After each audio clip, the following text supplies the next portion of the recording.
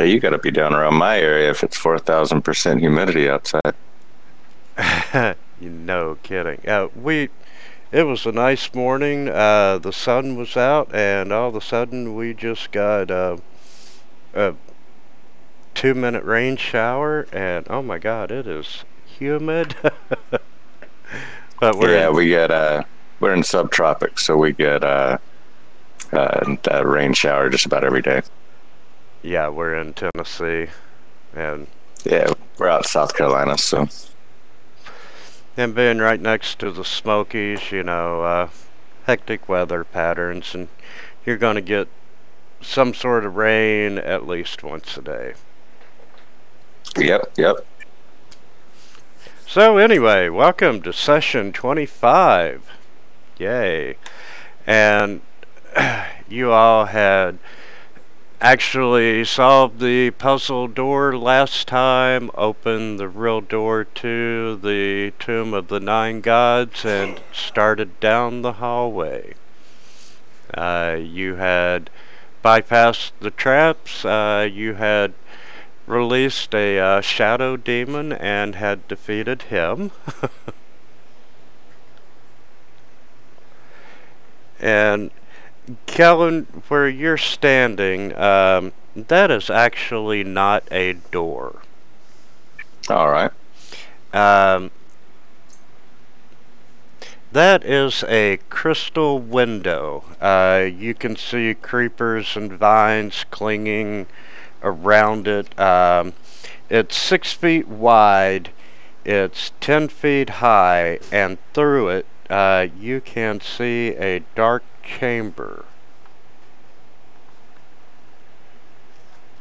And being that close, you can see that the tomb itself is overgrown with moss and creepers.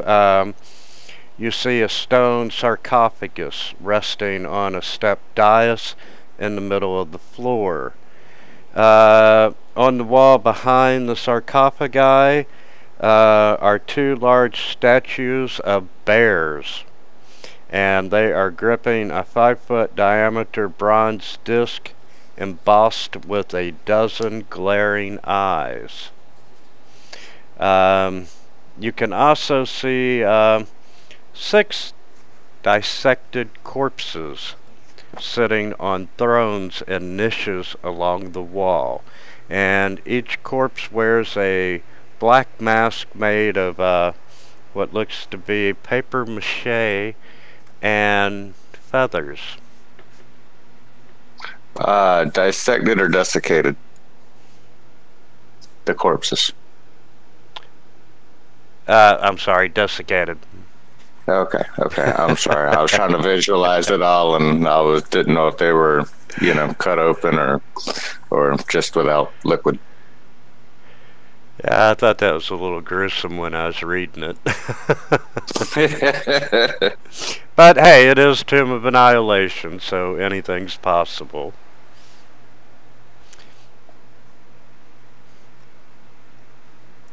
And from looking at the window, it looks like it is a permanent window. It's not one that will open without breaking.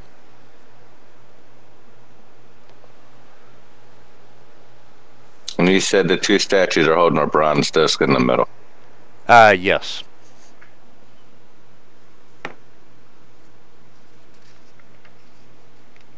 Uh, 5-foot diameter, and it is embossed with a dozen glaring eyes.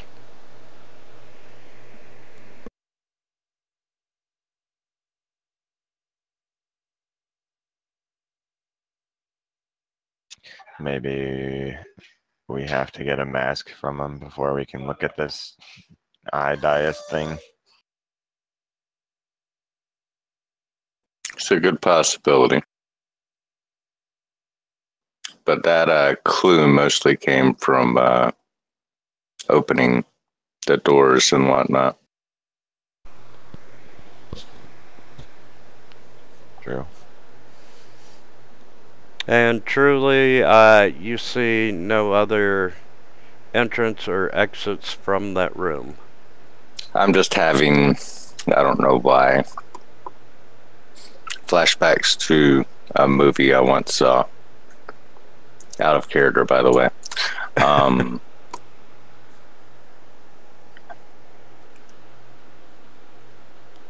Something about reflecting lights.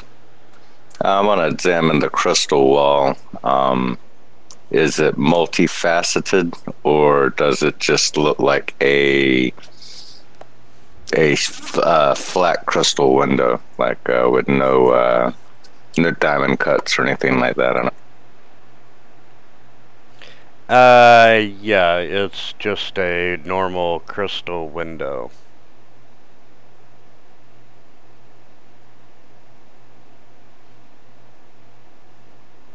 And there's no lighting in there whatsoever. Correct. Okay, so I'm going off all this with my dark vision. Yep.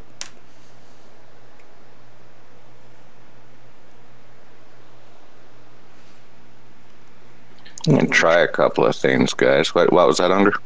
Oh, I was gonna say we could always try like sneak at the other end of the hall and see what's over on that side too. Maybe it could be a weird connection to it. Yeah, I just want to try a couple of things first.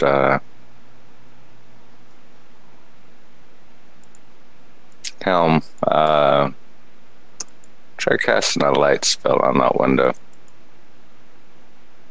I'm gonna move back over here. No, not that far, but move me back just in case it opens up. Fair enough.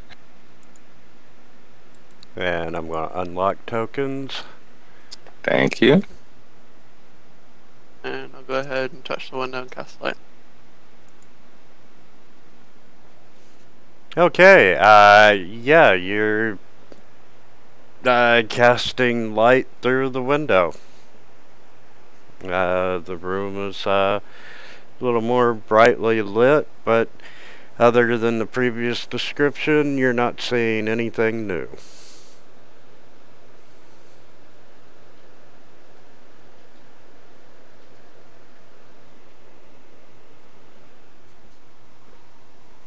Well, let's try Unger's ideal.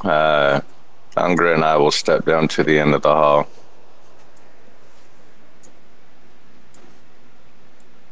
And peek around the corners real quick. Okay.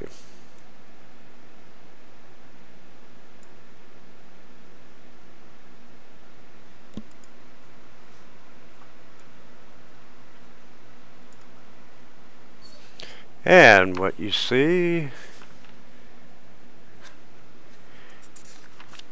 looking over, you know, you come down the hallway and you see a grand chamber opening ahead. It's 50 feet across and it plunges down into the darkness.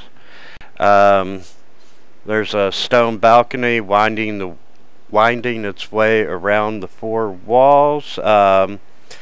You can see other balcony levels are visible below, and that there are corridors in all directions. And to the north, you see a stone staircase descending into the lower levels.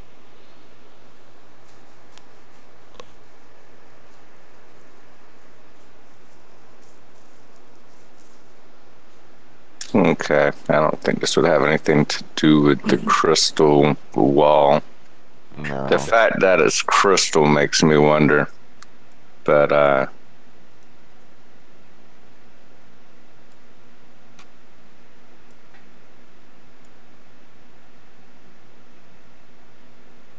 hey, Helm. Yep. It's gonna sound funny, but rub the crystal. Okay, I'm gonna rub the crystal wall, I guess. Hey guys, keep it PG-13.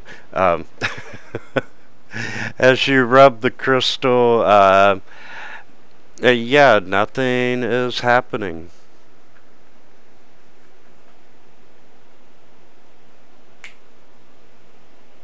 Got one more thing to try. Angra, step up to the wall, equip that shield, and yell through it. Okay.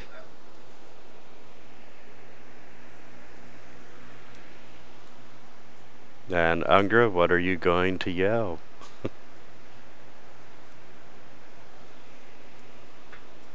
I guess I'll yell, please open. Wow, being nice to a crystal wall. You're such a nice big Goliath, maul-bearing barbarian type. Hey, sometimes I have a nice side to myself. Okay, you're speaking loudly to begin with, and the shield is just amplifying it, and you can almost see the sound bounce off the crystal window and come back down the hallway. And everyone's got a really good earful of your shouting. But nothing happens.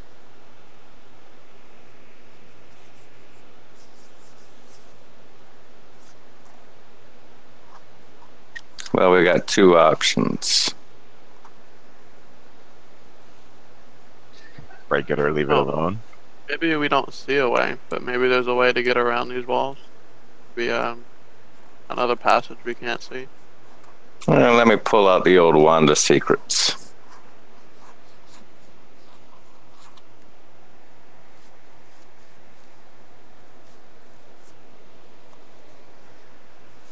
And I use said wand of secrets. Okay, in the hallway up to the crystal window, you're not finding anything hidden. Hey, Angra, Yes. you know that big maul on your back? Is it time to unlock this window? No, I was just gonna have you knock. Avon calling. Very hardly. You know what we call that, don't you? We call that a dwarven lockpick. I remember from last time. I would like to open this the only way I know how. With your head? With my key, of course. Oh, they're gonna break the window. Okay. It takes you a couple of swings before you are able to fully crack and unlock the window, but eventually the shards of crystal fall to the ground, and you can proceed. You can see into the next room even better, and if you wish, you can step through.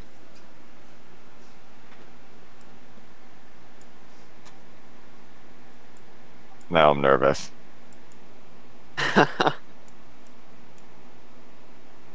I'll come here and search for traps.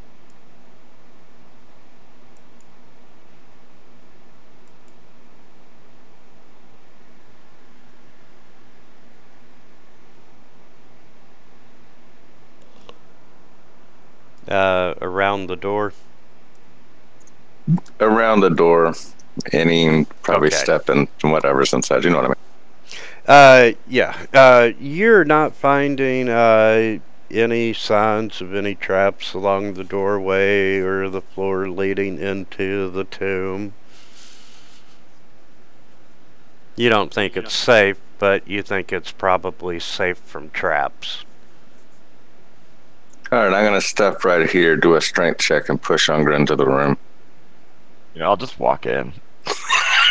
Just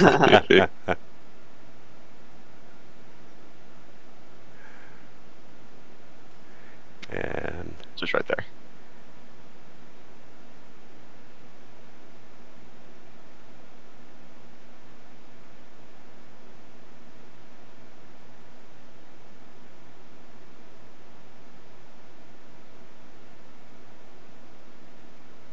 I don't light that it went quiet so quickly. Oh, sorry. Hey there. I was doing a little reading. I figured you guys would really go the other way. Okay, Angra, you step into the room and you're looking around. Like I said, you see the 6 corpses sitting on the thrones. Each one of them is wearing a mask made of paper mache and feathers. And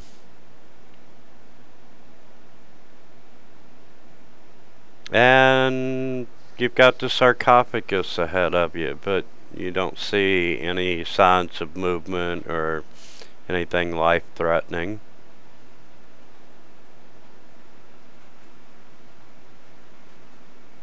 All right, I'm going to step in and start looking for traps as I move across the hall towards the bronze plate with eyes.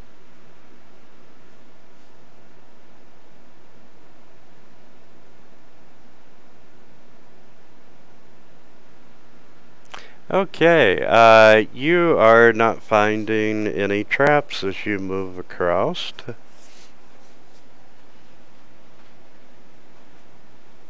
All right, Unger, I'll let you go first, bud. I want to try to take a mask. In typical fighter stance.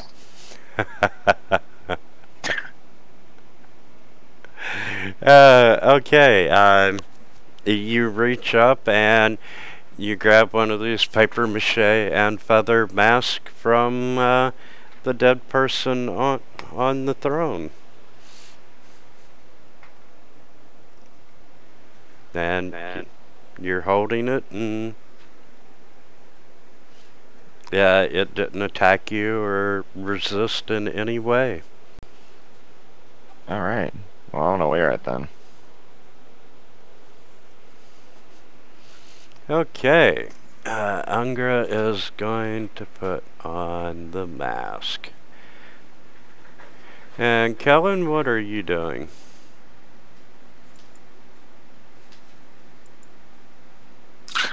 Inspecting the bronze disc.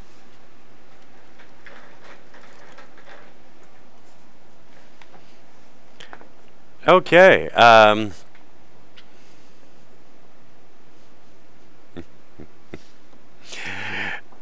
you, as you're looking at it, you know, like I said, it has a dozen glaring eyes on it. But, you know, once you're closer, you can actually see that the eyes are moving. Their bronze pupils are flicking back and forth. And you can tell that a couple of them are staring directly at you. All right, I'll look away.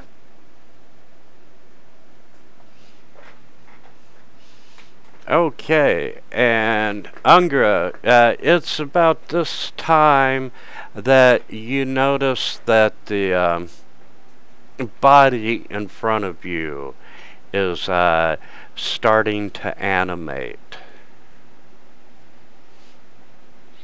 Okay, I'm gonna just step back a bit. I And figured you would have just hit it with your maul. And now I need everyone to roll for initiative. Way to go, Unger. You and your damn masks. Sorry. And I see my initiative woes continue. You know, I'll let you re-roll that if you'd like. That's what I rolled. Okay, and you start, you become aware that all of the other corpses on the thrones are animating as well.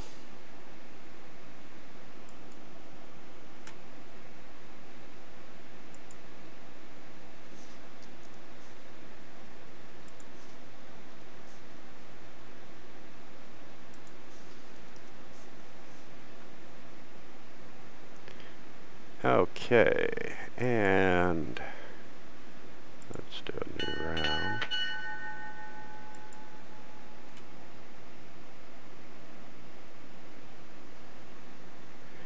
And you know, it's starting to, the dust is popping off of it. It's starting to move, and it's standing up.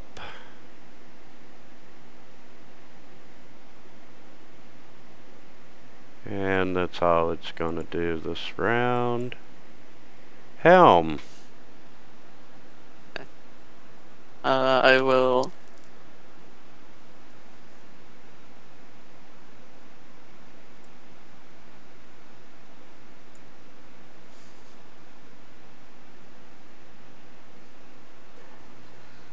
going to activate my flame tongue. Back out of the room and ready in action.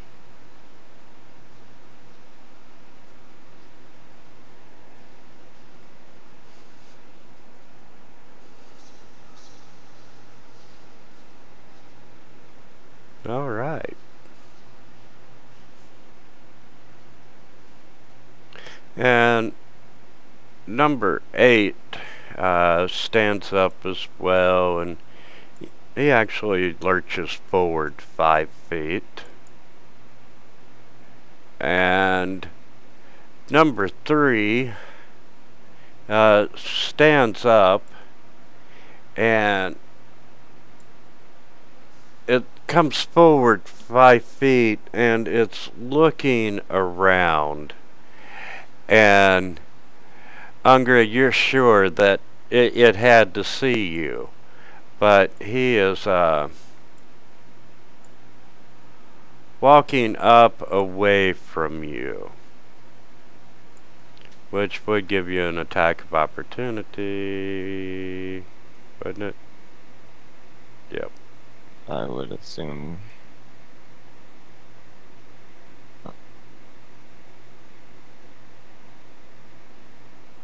So if you'd like to take one, you can.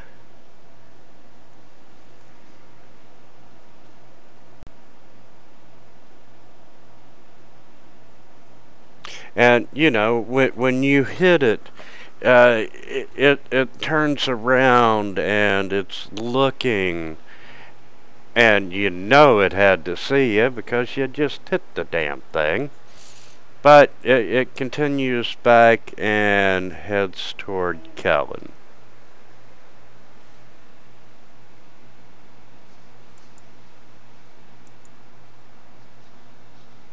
And number 18 is just standing up. And Ungra, you're up.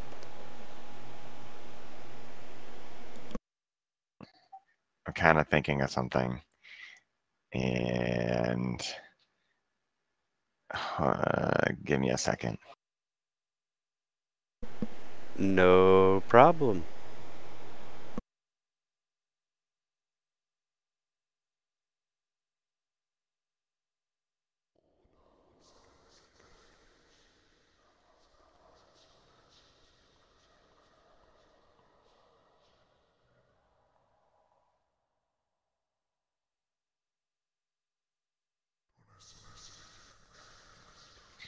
Okay, so I'm going to...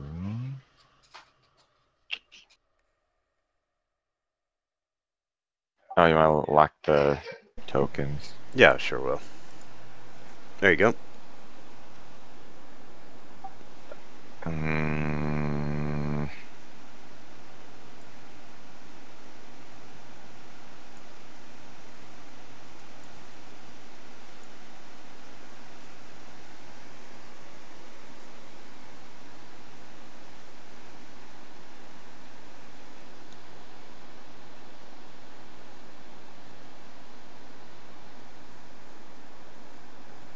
Okay, I'll go right there.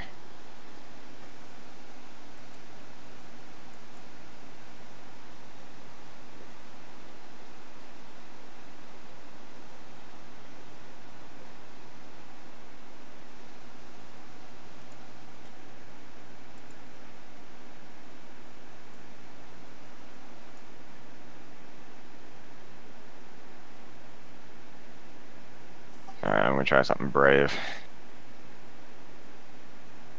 Wanna go right there? And I wanna try to take a mask off of the white in front of me from white 10.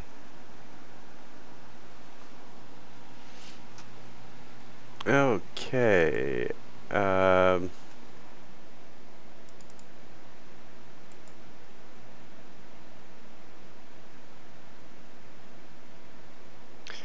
Yeah, I'm gonna say probably...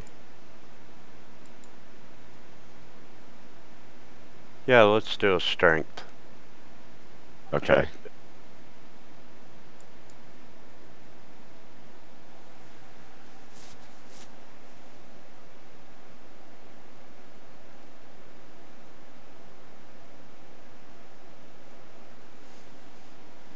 Okay, the corpse puts up a little resistance, but you are able to pull the mask off.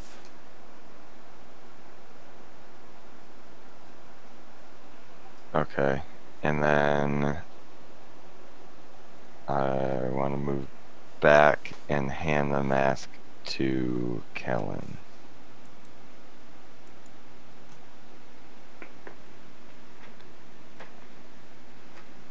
Okay. I'm not sure how that all works. Would that be just considered my turn then? Yeah, that would be your turn. Okay.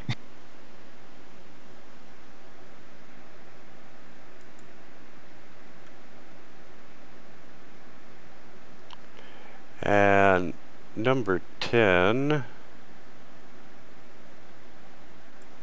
is gonna step forward.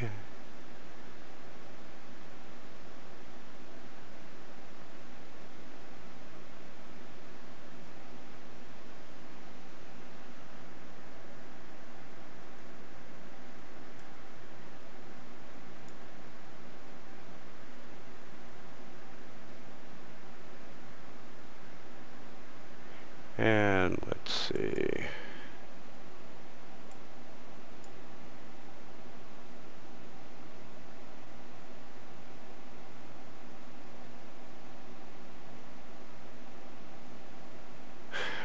Like it.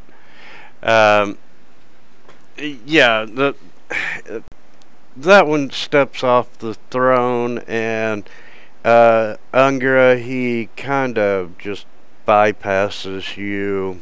It's like you're not even there. And he steps up and he's gonna try to touch Kellen. And Kellen's able to dodge out of the way of the touch. What type of action is it to put the mask on?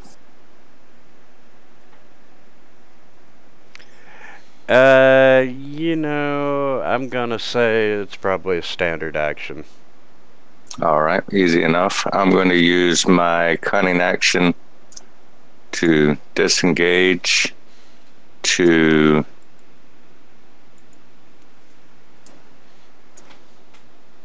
there.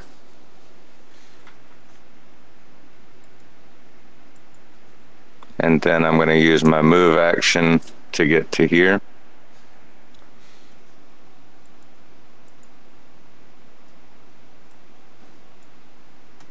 And then I'll put my mask on.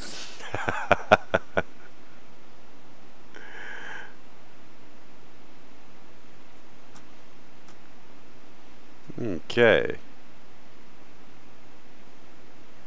And number 7's gonna come out. And you can tell that all of them are now just scanning or looking around the room to see if they see anyone. And Unger, once again, they are not noticing you. And Helm, you're up.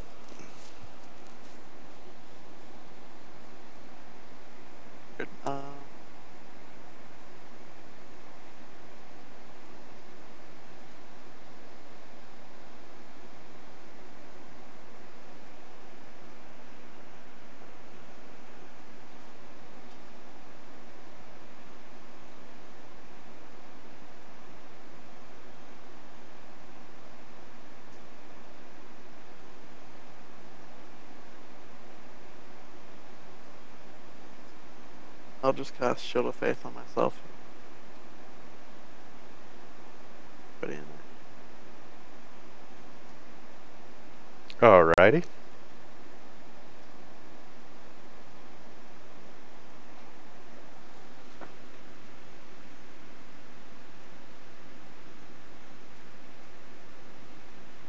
And all the other corpses are just looking around, and Angra, for some reason, they're not seeing you. Wonderful.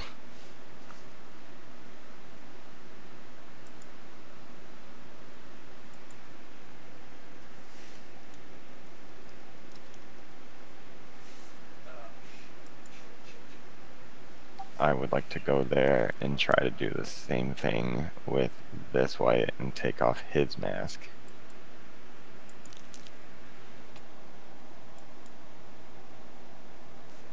Okay, make a strength check, please.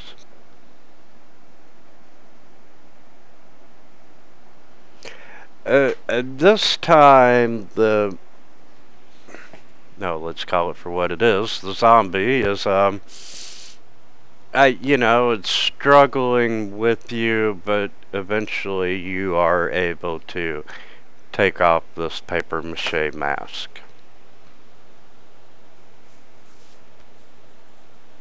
Pretty good masks. I know. I'm surprised I didn't break them in my struggles here. I actually wasn't going to say anything about destroying just in case. So.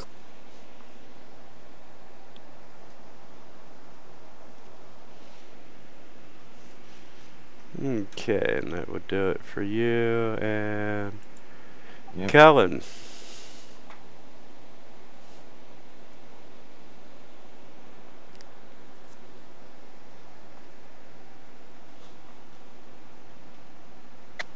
All right.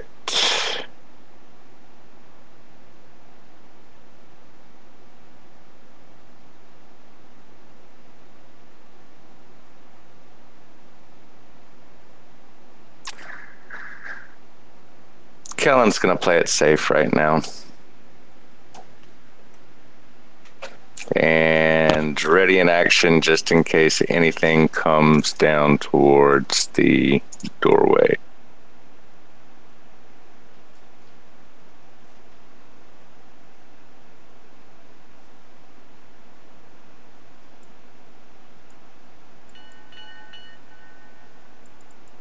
All right, Helm. You're going to rush into the room and do battle, right? No, I'm gonna. Sorry.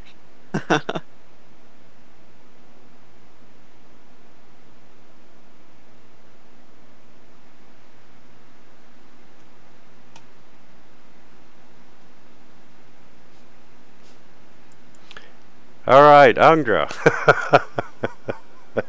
Well, I'm gonna move back there and hand Helm the mask.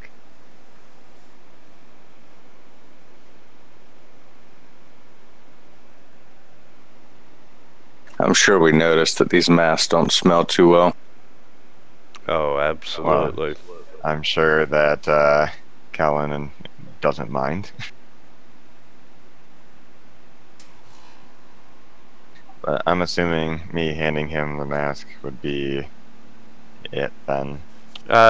You can finish your movement if you'd like. Yeah, I might. Or you can cower at the door with the rest of them. No, I want to test something.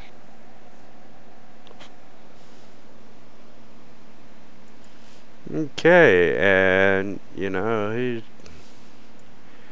this one just comes down and they're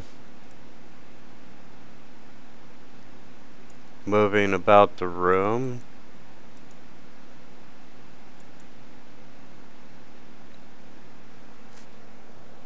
But they do not seem, that one did not seem to notice you again, Angra. Interesting.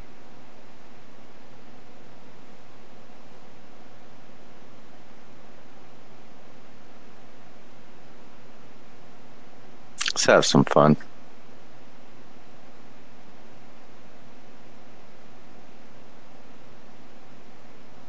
I am going to shoot him with a firebolt.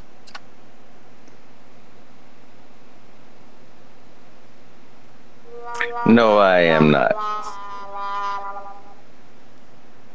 Yeah, I think you hit Helm with that one. And number 7.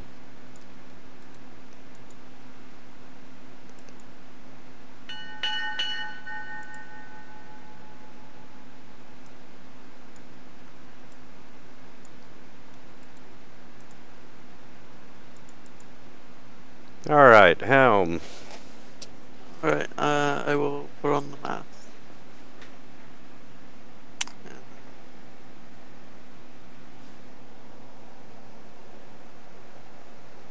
step into the room.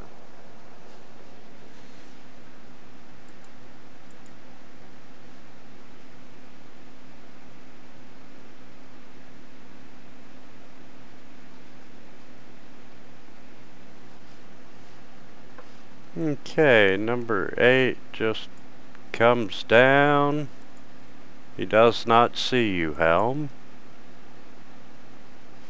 Number 3 is walking up and looking at the gong.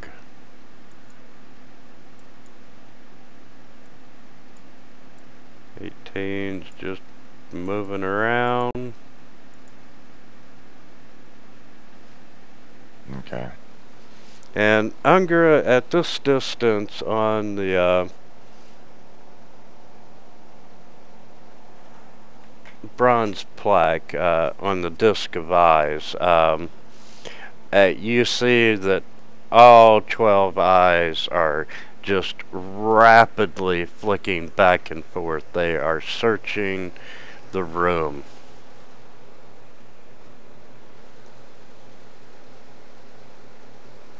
Well, I guess I will move right there.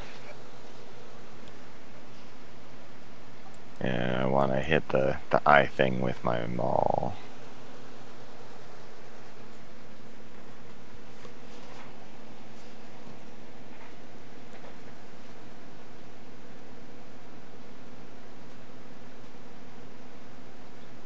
Okay.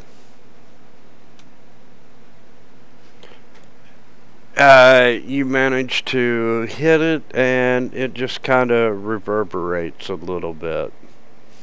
You can tell that the 2 bear statues have a really good grip on it.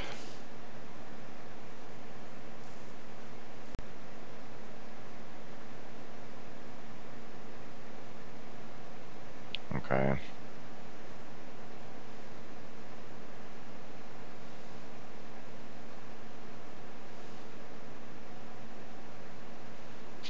Would that have used my turn there as well?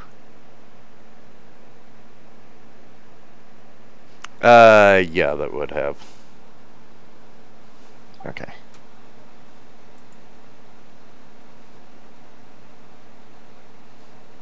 And number 10 returns to his throne.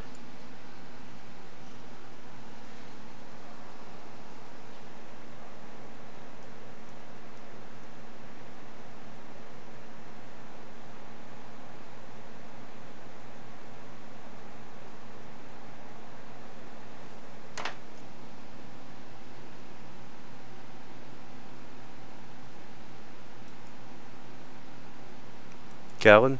Oh, sorry, didn't see you move. Sorry, I was sitting there thinking about what I wanted to do.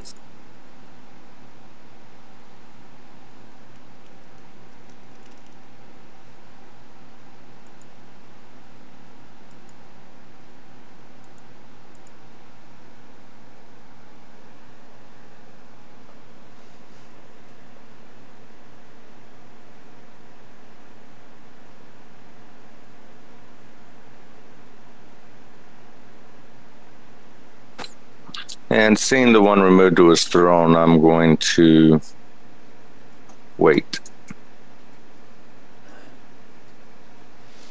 Okay, number 7 goes back to his throne.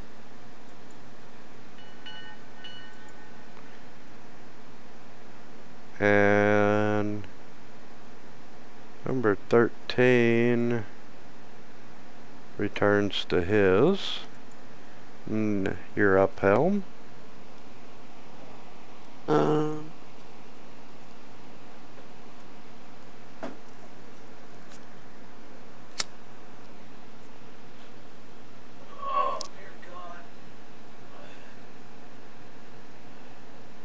gonna wait.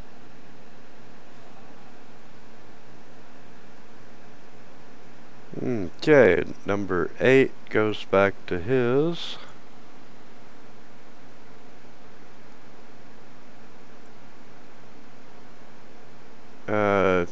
Three is gonna step back just a hair.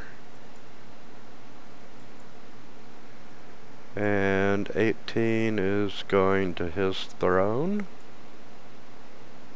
Ungra.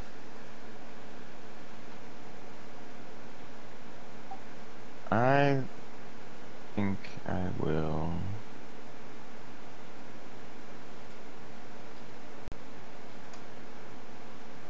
step back here and wait with and ready in action in case something decides to go crazy.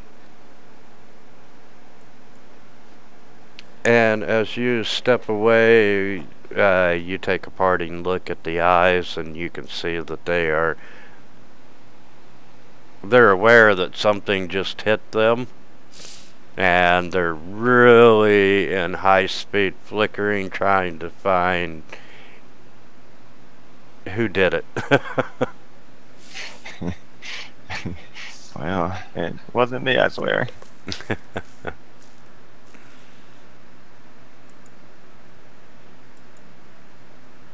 Kellen.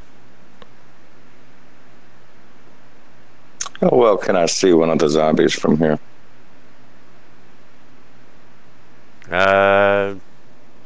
Decently. Do they have eyes? Yes, they do. Okay. I'm going to examine the bear statues from this distance.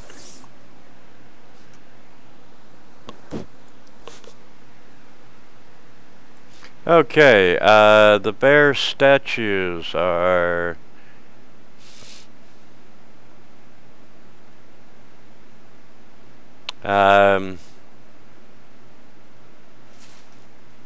they are considered they're rather large, and you can see that they have their paws gripping the disc tightly.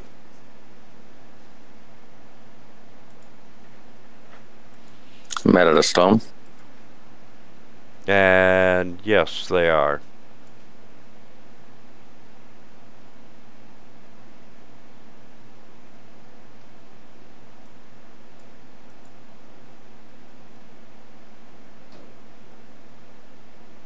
Already in action, wait.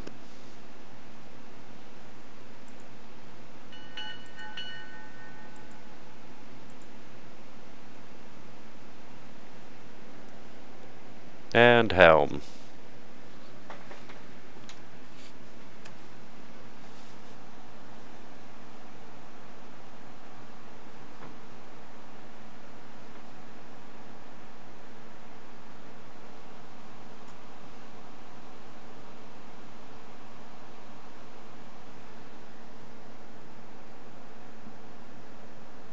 Okay.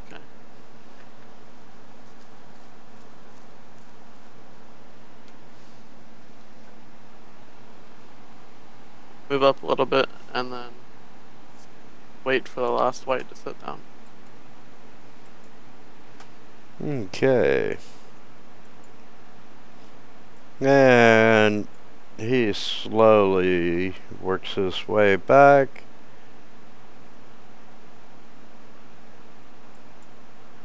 And sits down. And technically, you're out of combat.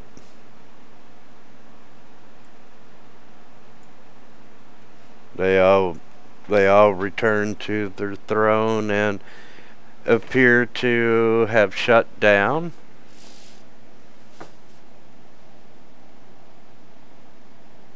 Alright. I'm going to inspect the sarcophagus. Okay.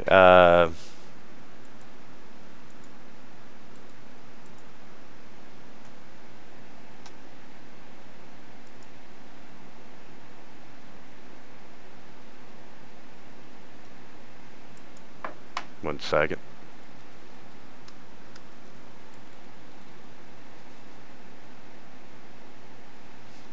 Arliss was at a big party yesterday, and he's just now waking up.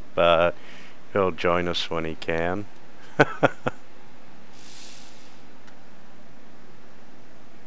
No worries.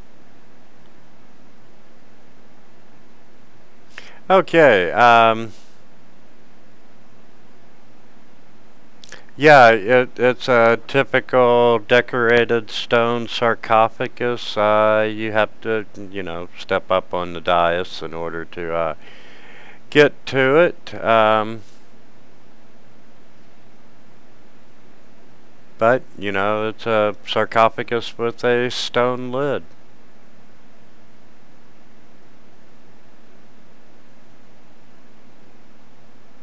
Should we try to open it? Well, I'm going to look for any traps. Okay, after careful inspection, you don't see any obvious traps. I'm going to investigate the sarcophagus itself, see if I recognize any of the glyphs or anything on it, for any special ways to open it, things along those lines.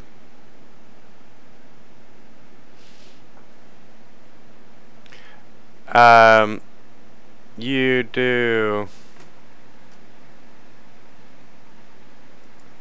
Notes and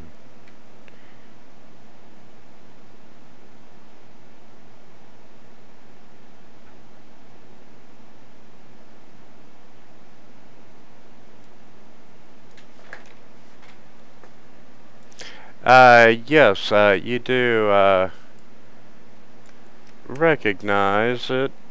One of the glyphs is being Obalaka.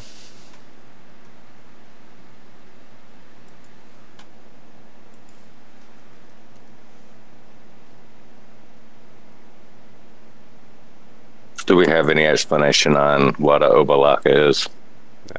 Give me just a second. I figured that's what you were doing.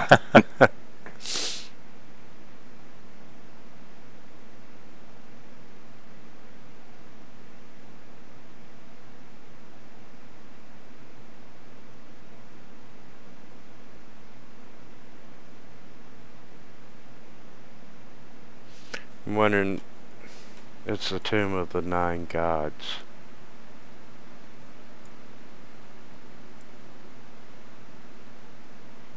And there was a puzzle door.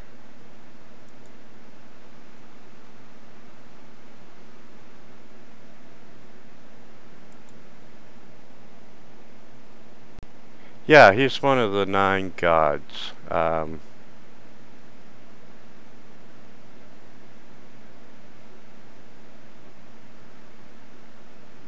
He's actually the lawful neutral god. He's the Zorbo, yeah.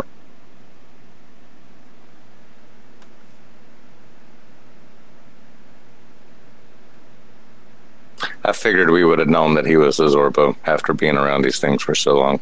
Yes. I couldn't think of what he was. Yeah, I did a quick search of him, so. Sometimes the internet is quicker than Fantasy Grounds.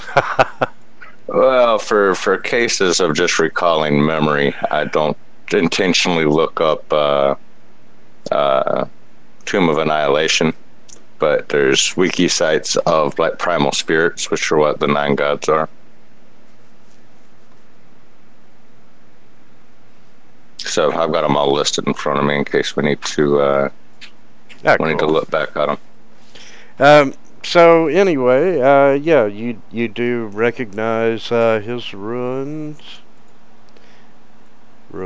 and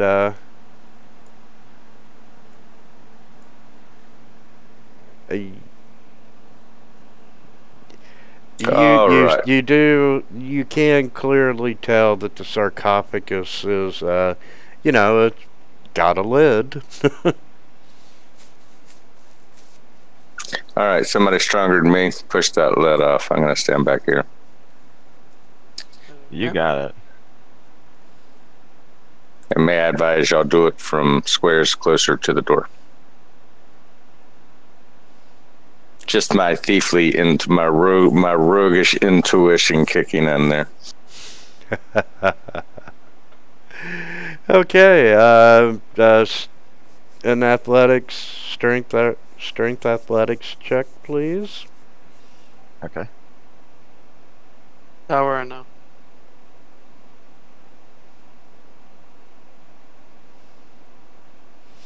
And you didn't have to push that hard.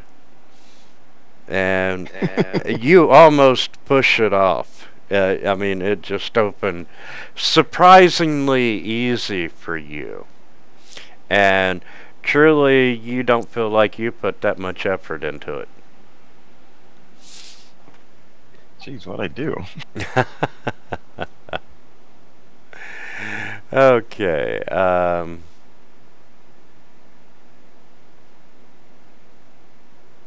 Yes, inside the sarcophagus, looking down, nothing exploded. You didn't get shot by poison darts or, nothing animated.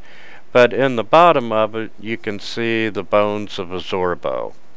And they are lying in a dusty pile. On top of it, you can see a ring resting atop the pile of ashes.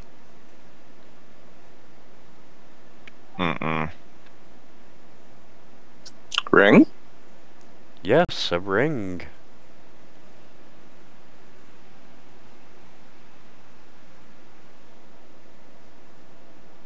I'm going to use some sleight of hand, see if I can slip that ring out without any magical force, undead force, or godly force noticing.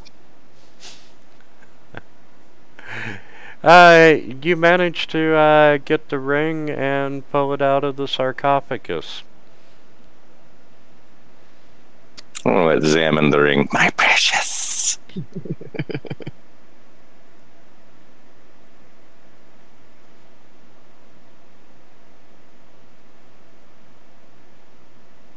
Okay. And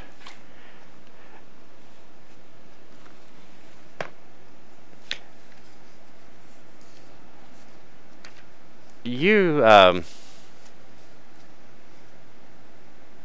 we truly haven't found that many magic items, and I don't believe we have anyone that can identify, do we?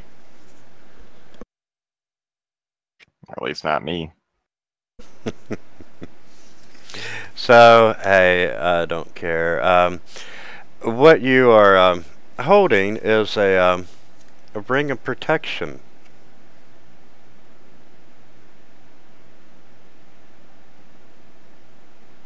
Interesting. I'm going to slide it onto my finger without nobody looking and say, yes, I've always had this ring. My wife gave it to me. It is my wedding ring.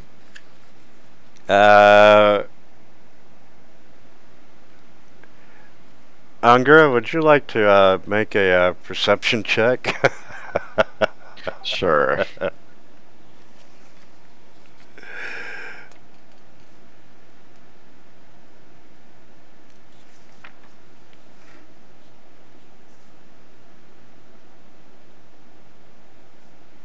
And yeah, all of a sudden the ring is just gone. You don't have any clue where it went. I'm gonna chalk this one up to ghosts. And Kellen, I need you to make a charisma saving throw. Oh, my worst one. Sure, why not?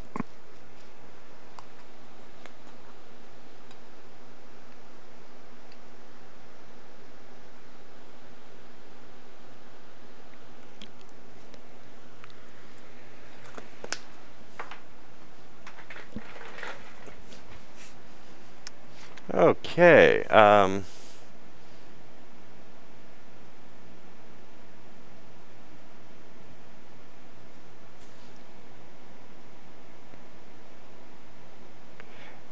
As you're touching the ring and starting to slide it on, you can see the dust of the of Obalaka's bones swirling around into the shape. It forms a small feral bear-like creature of dust, and it starts billowing towards you with this ghostly roar.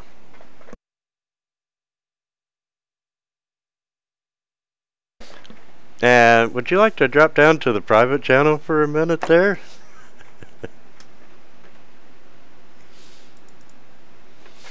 Alright, congratulations. You just got possessed. I figured it's all good. And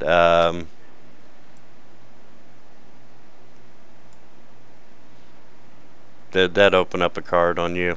Yeah, I got it. I got it.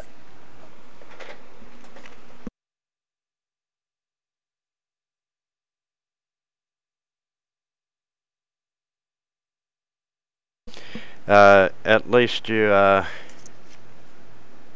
got possessed by one of the better ones. Yeah, I heard that. Yeah, I got it. I'll keep an eye on this and run to it. All good. Cool. All right.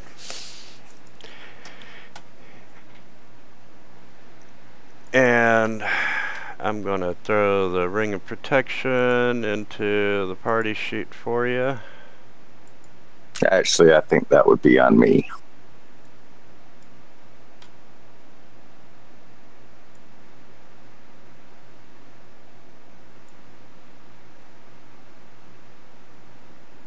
Because I think I'm wearing it.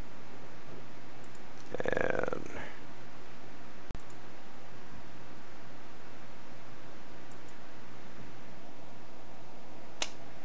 one Ring of Protection. Thanks, sir. So, all this dust and bear-like creature comes at you with this ghostly roar, and it swirls around you for a moment, and then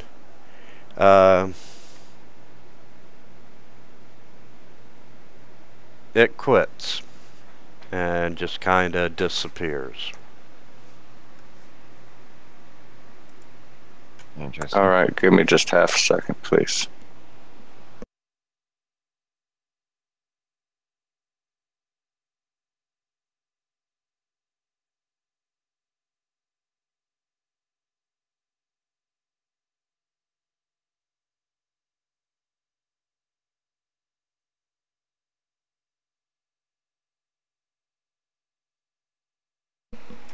And the rest of you all did see that.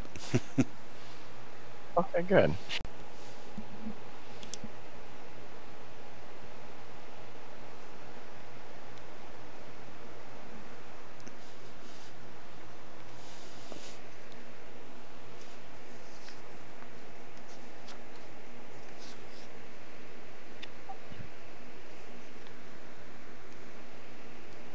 Well, I guess we could always just press on, I believe.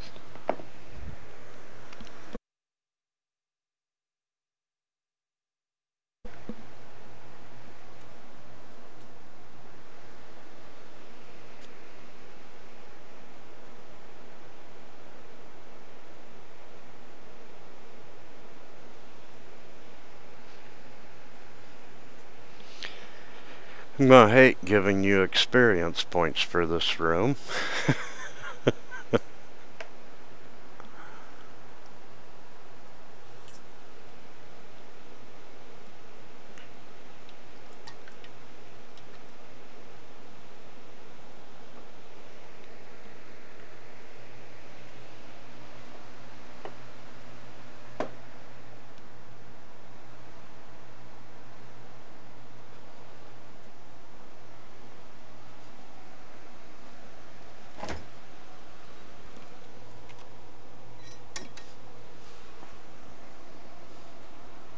Man, you've become primitive. Say what? Said Callum's become primitive.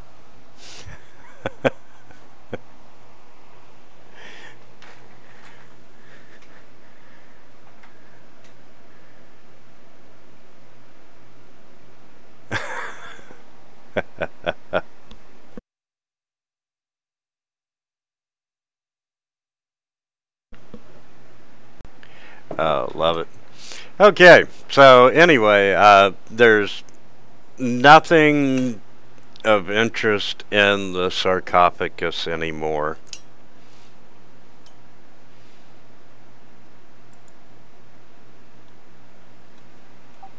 So what should Are these whites wearing anything I would look to evaluate?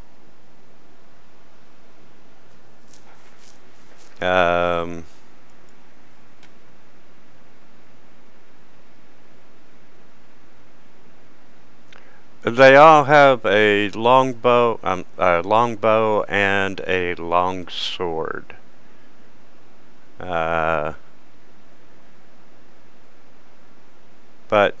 And studded leather armor.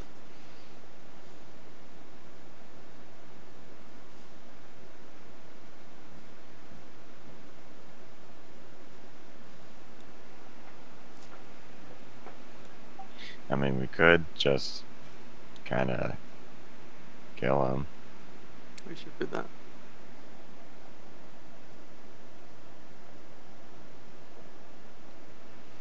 Why not?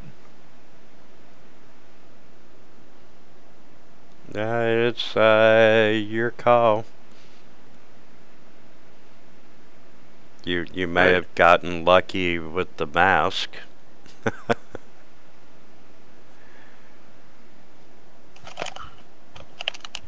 I'm gonna step over here and start wailing on the fly then.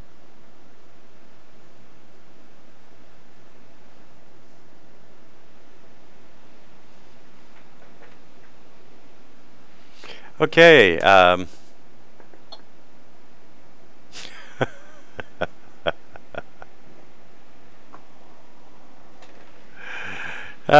Kellen goes out into the hall, and you guys start wailing on them. You are doing damage, and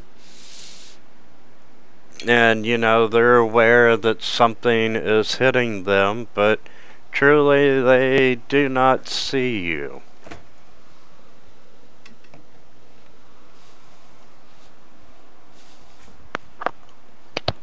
So, will you all be killing the entire room? Yes. Of course, why not? Murder hobos. How that's what I'm supposed to do. Well, effectively, you can't murder undead. You can just re-dead them. Re-dead hobos.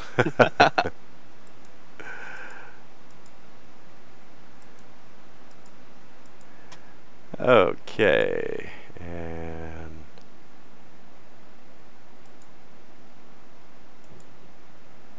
Hello guys, sorry I'm late.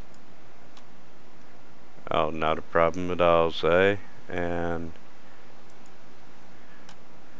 We're just sweeping the land of more undead.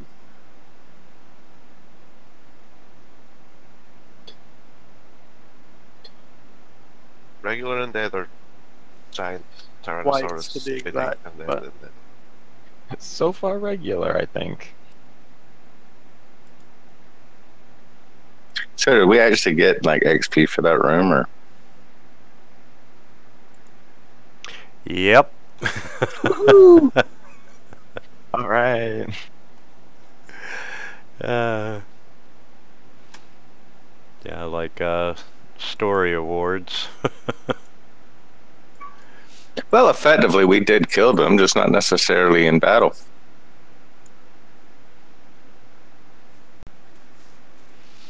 And I'll put say back on the map. And can you reshare it so I can see, please? Yeah, sure can. Thank you.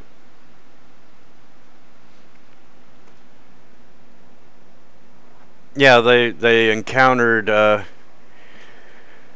the tomb of Obalaka, and you notice when they come out, they're all wearing these paper mache masks and with feathers sticking out of them. But they went into the room, got spotted, and on each of the thrones was a corpse that come to life.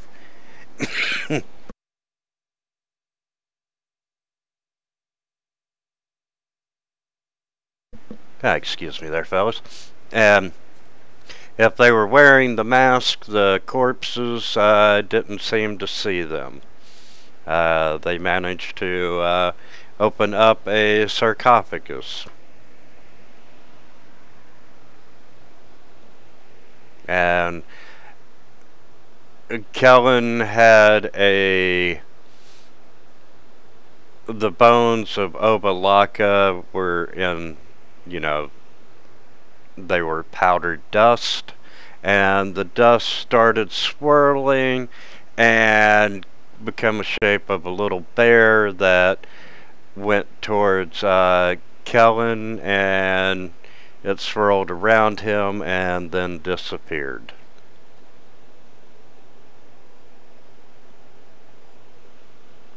It's been quite the event happening. Yeah, can see.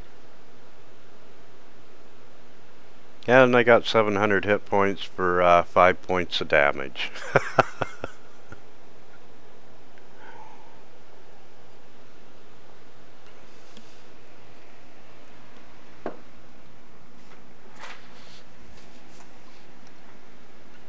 So, back down the other way of the hall. Like I said, it's a balcony overlooking a cavernous room. You can see that the balcony does wrap around. There are several exits, including stairs that go down to the next level. You can see that the balcony descends in the darkness, but you can make out at least 2 or 3 floors before it gets lost in the darkness.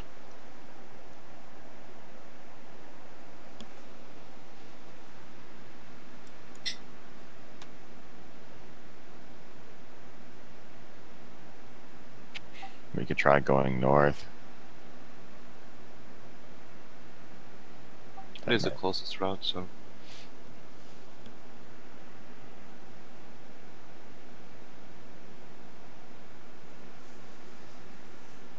But actually, what's our general approach going to be like? Explore every inch, or just go down? Because I'm assuming down's the way to go in the We tomb. should probably explore everything, judging by what that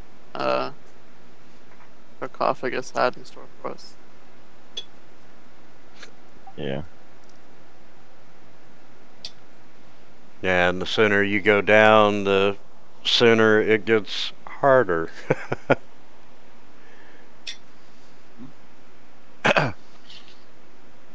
Alright, then for me, we could check north. Okay, who's going first?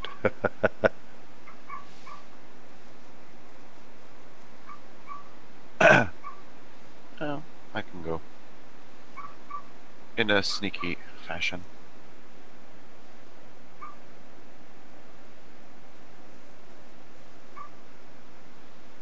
Second.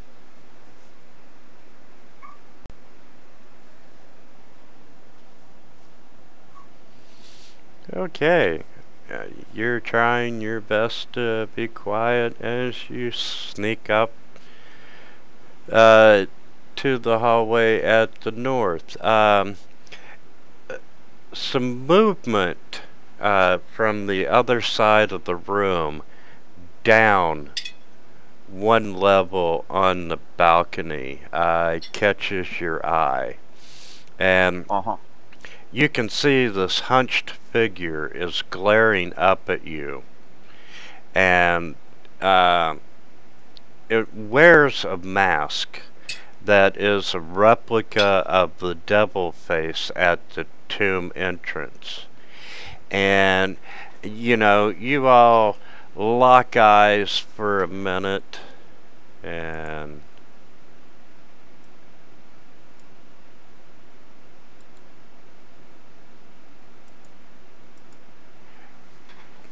yeah, that's what you're seeing one level down below. And you lock eyes for a minute, and then he just quickly steps out of sight. Did we all see it, or just me? Just you right now. Well, so as I see it, I don't yell out, but I do look back and point towards that thing to the rest of the party.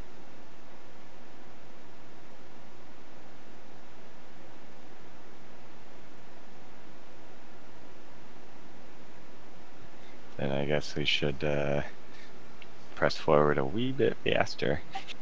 Yeah.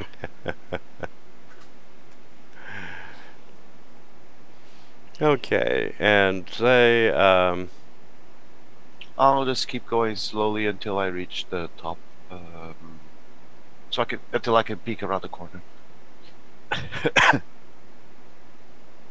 Like until here, if anything. Let me try my best to check for traps along the floors and along the walls. okay. If you want to make a roll. Yep.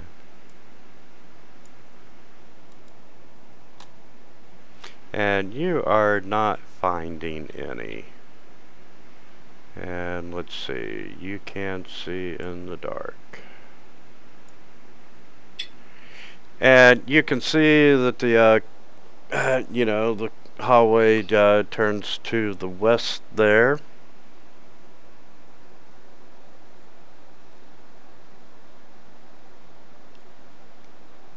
Mm-hmm. I see nothing on the.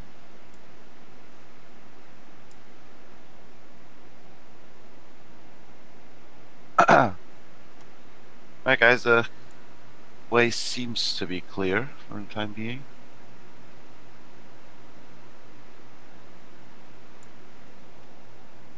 Okay. Okay, and looking down the hall,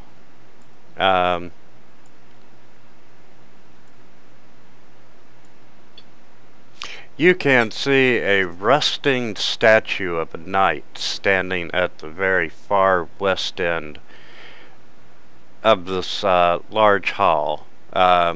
And you can see that he's gripping a large iron shield.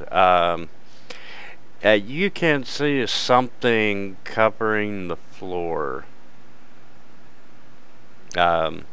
just in front of him, but at this distance it's kind of hard to tell. Okay. So I'll slowly approach until I notice. Same principle as before, just checking the walls and the floor.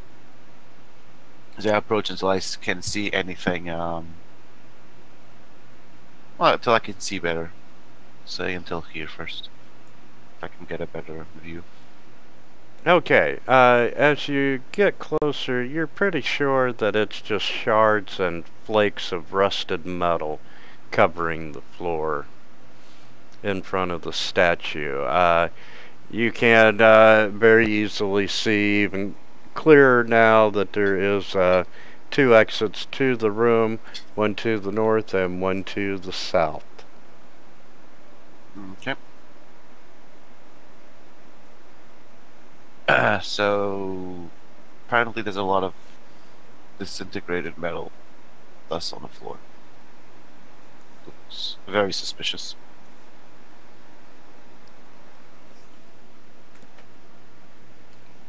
Could always take a look and see what it looks like from closer.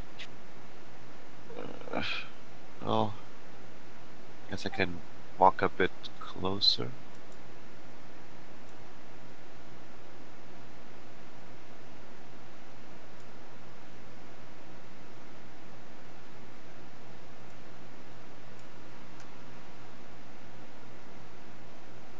Okay.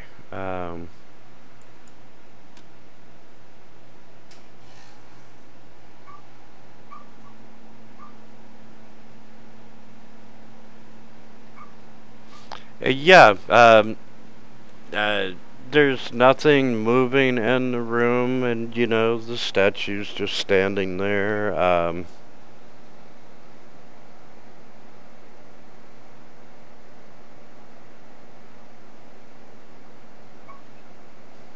Okay, so let's go check.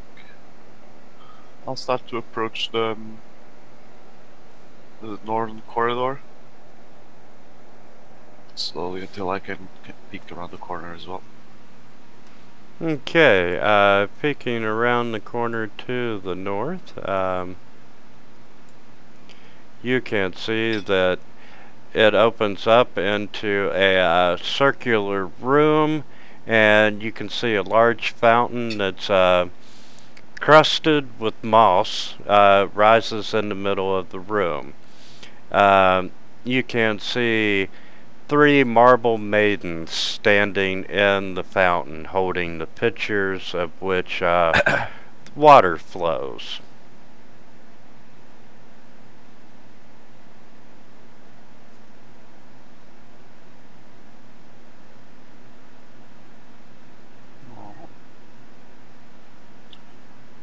Well, let's see.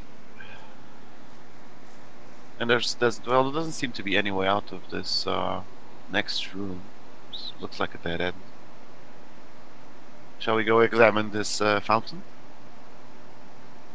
Why Is not? the statue wielding a weapon or just a shield?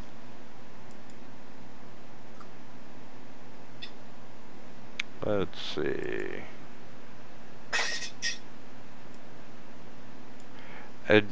No, he does not appear to be holding any type of weapon, just this large shield.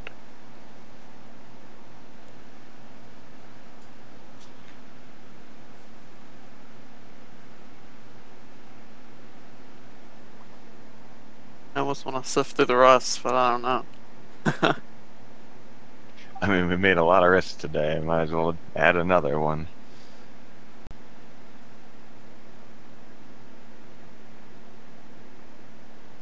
Okay. I'm gonna sift through the rust to see if I can find anything. Okay, you know, you're just seeing what looks to be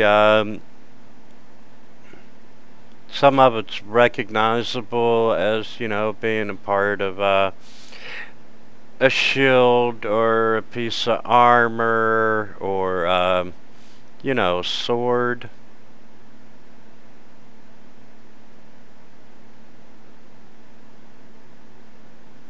And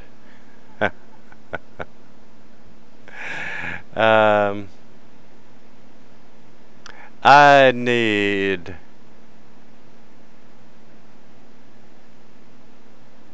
everyone to make a strength athletics check.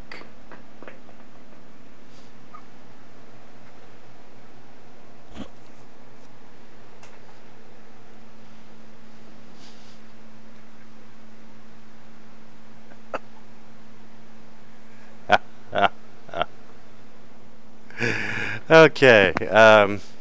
Helm, we're going to start with you since you're closer.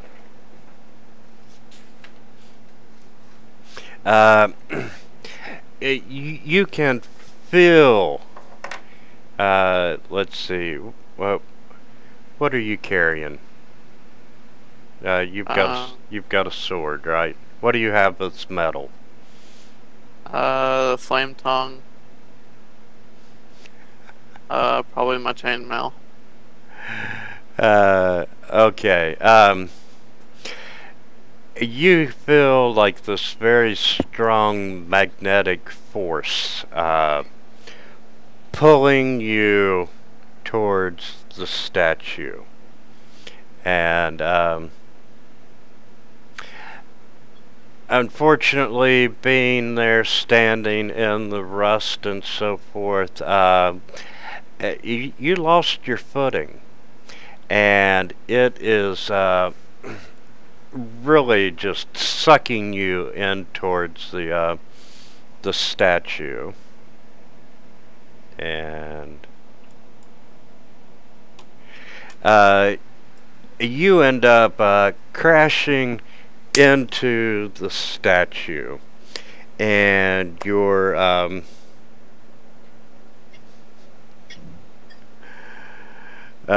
you take 1 point of damage from crashing into it.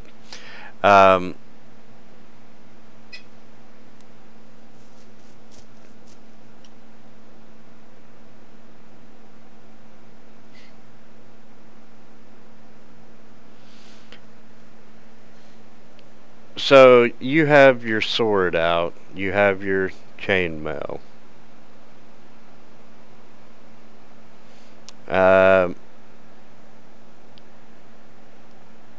Why don't you roll percentile? And high is your chainmail.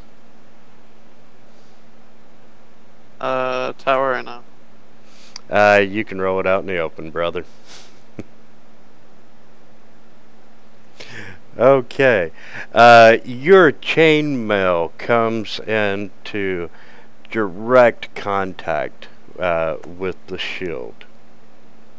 And it starts to disintegrate. Oh dear lord. Right. Awesome. Yeah. There goes the man. tank. So Unger, guess what you get to do? You don't want me up there. You got a shield, you got armor, you'll be fine. now, Ungra, you and Zay are feeling the magnetic attraction as well from whatever you have that is metal.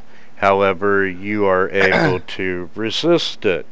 Kellen, on the other hand, what do you got that's metal, brother?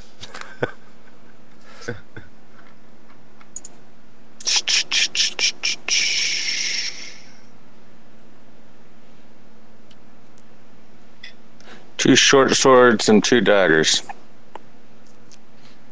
What would you already have out? More than likely, I'd have my bow out, to be quite honest.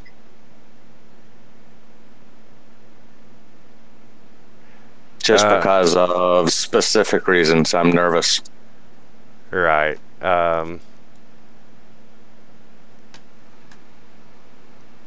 Okay. You get pulled in and slam into Helm, who is still slammed into the statue. And you take 2 points of damage from that crash. However, since you have Helm in between you and the shield,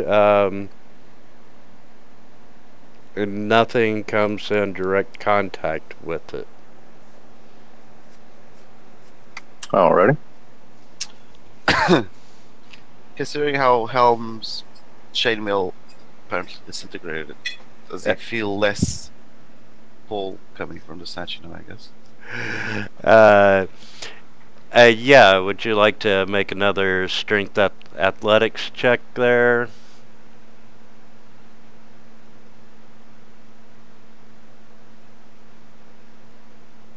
And yes, you are able to pull away from it.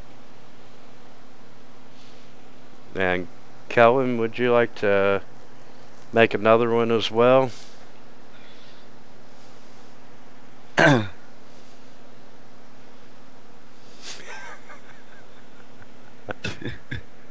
I'm gonna grab him.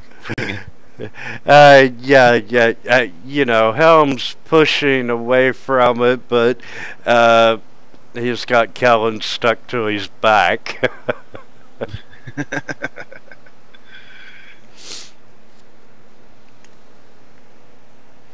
I guess I could try to pull him back.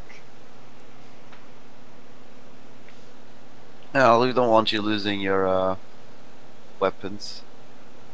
This is Haven't. an extremely deadly room. If we lose all our stuff, kind of screwed. I want to go down the hall towards the fountain, then see if the magnetic pull will not try to pull me towards it. Yes, you can feel the magnetic pull slacken.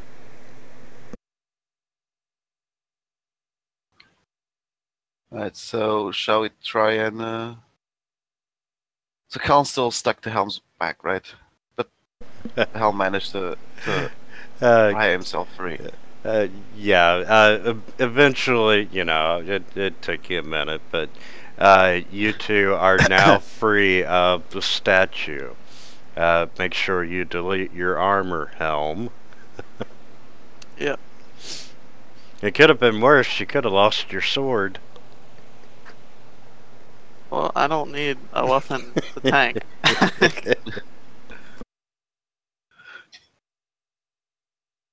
I need armor to tank. That's what I just lost. Well, you can always have mine, since apparently it does nothing for me anyway. Okay, and Angra, yes, the closer you get to the fountain, the less pull that you're feeling. And once again, you know, this is a large fountain. There's 3 statue marble maidens that are pouring water out of pitchers. There's 11 things of scale mail in the party inventory.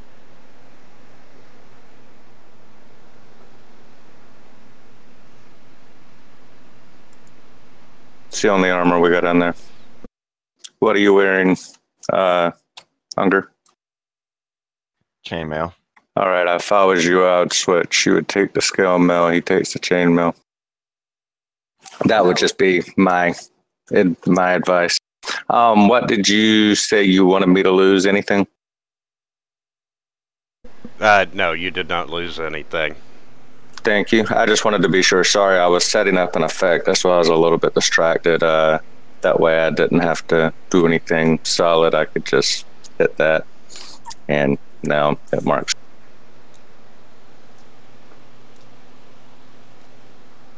And thank you, sir. And Angra, you know, there's some moss growing around the fountain, but you know, it all looks to be clean, cool, clear water.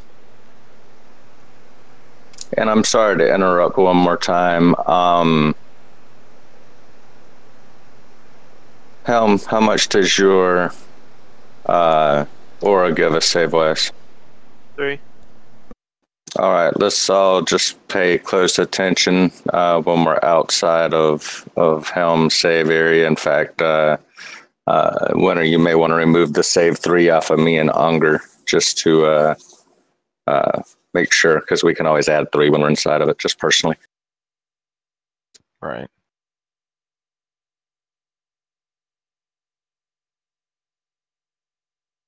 And so, anyone feeling thirsty?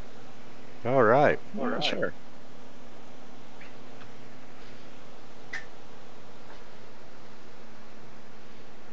Want to take a closer look, see. Okay, you're all examining the fountain, and looks like it's fresh water, and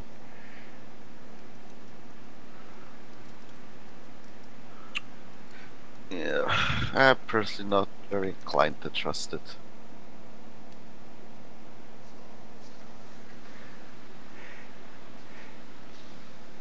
I'll be in the hallway, guys.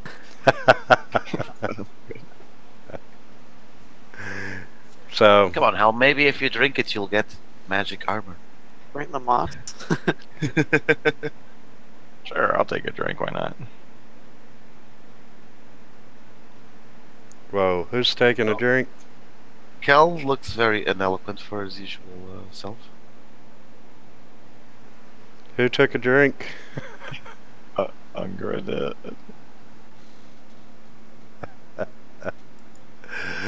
Let's see.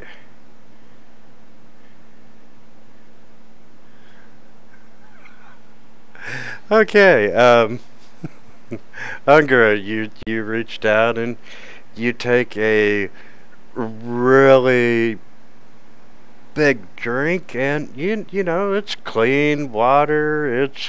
It's cold. It's kind of refreshing, and you you're bent over getting a drink, and you stand up and you turn around and you go to say something to the group, and your mouth is moving, but there are no words coming from your mouth.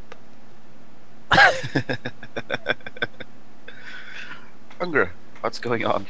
Alright, so now Say something, man. we have a mute Goliath and a tank that has no armor. Out of character, look on the bright side. At least you can finally use the shield. Yeah. How many rounds are in an hour? 100. Nope. So- 600, excuse me. Because it's 60 per minute. 600. Yeah, it's 6 per minute. An hour is 60, so 6 times 6, so 360. 360 rounds. 360 rounds in an hour. There's 6 seconds in a round. Right. Okay. Okay, so if there's 6 seconds in a round, there's 60 in a minute, and there's 60 minutes, so that'd be, 600. I think. I'm going to have to do the math on that one.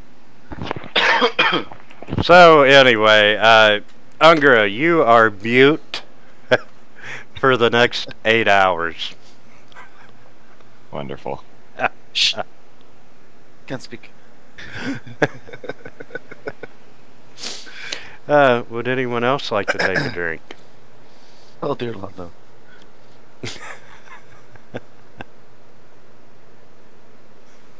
I'll probably check the other corridor. Okay, the other corridor just goes down to the end of the hall and quits. Okay, real quick. If there are... A minute is 60 rounds, is it not? 6 seconds times... Yeah. So it would be 28,800 rounds. How long? What? 8 hours? Yep. 8 hours. Well, at least he's not a spellcaster. Oh yeah, that would be very bad. No kidding. Other effects from it were, you can take 8d10 of necrotic damage. Drinking the water, you lose the ability for it to speak for 8 hours. A lesser restoration spell or similar magic. Another item was you temporarily gain, or you gain 2d10 temporary hit points, or you magically change sex.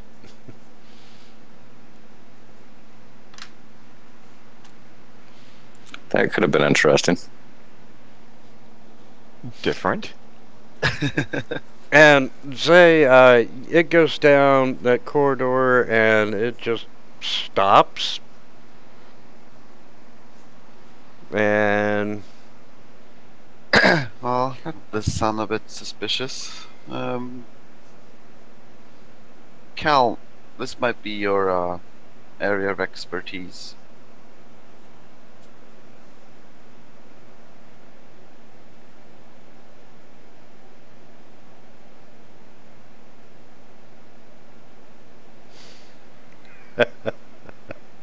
Kellen hollers down, "What's down there?" Apparently, the corridor just stops. So It looks dark down there. I could What's change up? that. what's up with him? Will you be down there? I can go down there. Me know what, go down there alone. Lay's down there. You bigger. And I have no armor. Yes, That's you what do. she said. Have we taken the time to switch armors? Might as well. It's better than you walk around naked. I have, like, underclothes on and stuff. Yeah, but they're all rusted and, you know, Clothes don't brown rust. stained and everything else. No, but armor does. I shake my head yes. So they'll take the 5 minutes to change armors, and if you wouldn't mind transporting Unger's chainmail over to Helm, if Unger's all right with it, and then scale mail from the party sheet to Unger. Yeah. If not, then the scale mail just to Helm, and he can wear that and deal with it for pulling us into a damn shield. I'll give him my chainmail and I'll take the scale.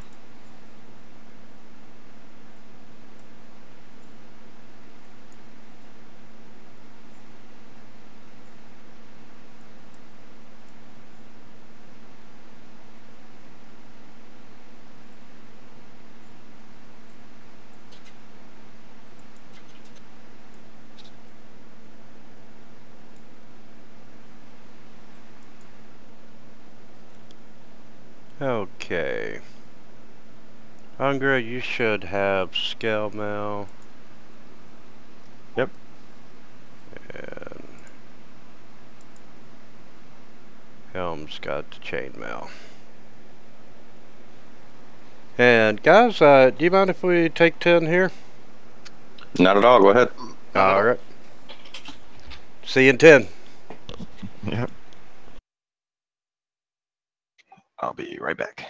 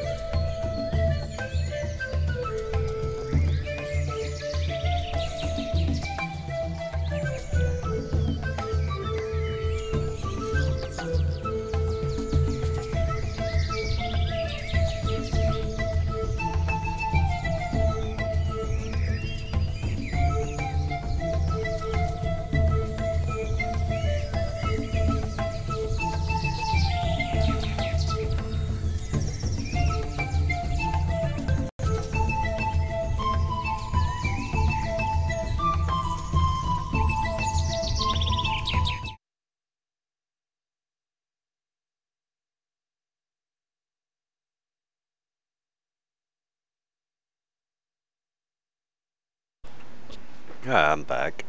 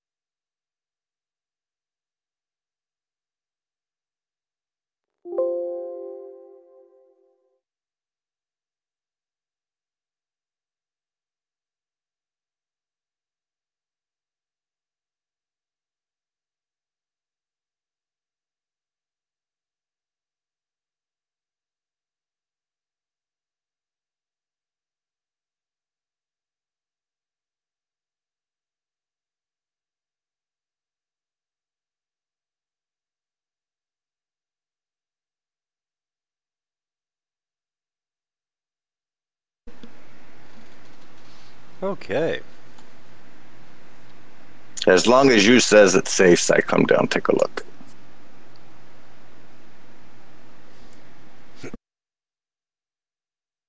Cast the light on my shield. I have dark vision. I was just being a hard head. And I will take a look for a secret that I know is already not there.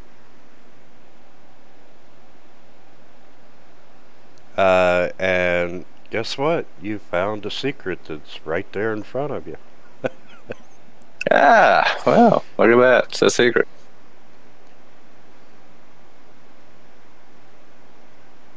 I guess we never needed to shatter that crystal wall, huh? Well, I guess not. Someone is going to be pissed. Well, I'm pissed. And why don't you go ahead and make another perception check? See if I catch that trap that was in there. No problem. Okay, you also find a secret door standing to the east of Zay. Ooh, look at that. I'm just full of secrets today. I'm going to keep that one secret. I'm just kidding. Okay, find two secret doors. I shall check the one to the south to see if there's a trap on it. And you are not finding a trap. Is it pretty obvious how to open it? Yeah, it sure is. Alright, so I'm going to go ahead and open that one and, you know, move the bones of dead zombies out the way as I push it open. Yeah, you know, it kind of folds in over top the throne and, you know, easy access into that tomb room of Obalaka that you were just in.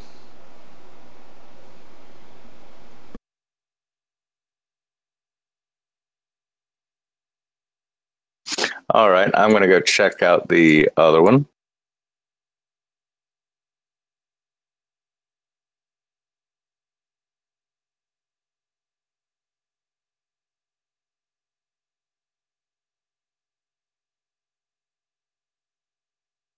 Looking for traps.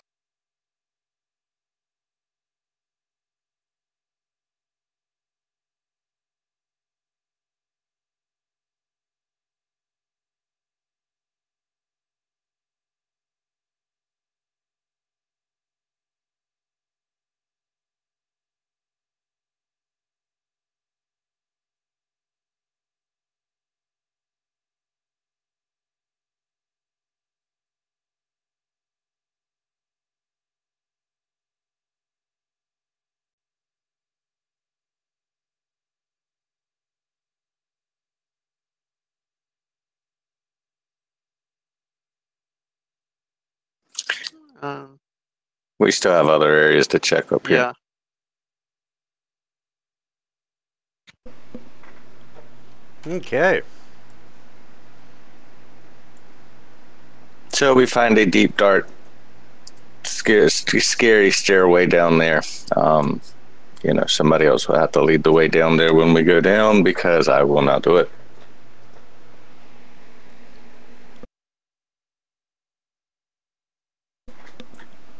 Zay, we've been down in there. That was the tomb that we were in that had the little bear-like figure that came at me. Where they got their paper mache mask. That I'm still wearing, mind you. Does anyone want to grab one for Zay? It makes me feel very special. Sure, Alright.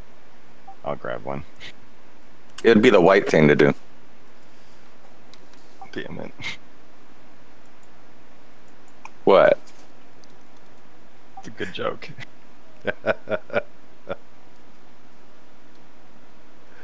I'm surprised you caught it so quickly.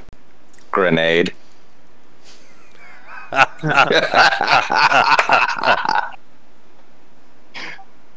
don't even know what to say to that now. Okay, you're back into the balcony room, and you're not seeing any sign of that other figure.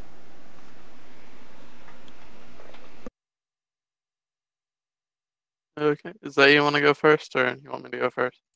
Staying in front of the group, I will search for traps as we are working our way around.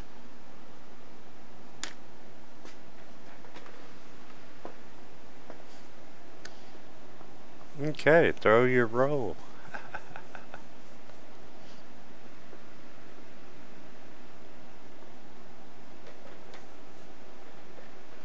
And you're really confident that there are no traps over to this point there. Hey, I searched, but I ain't walking first.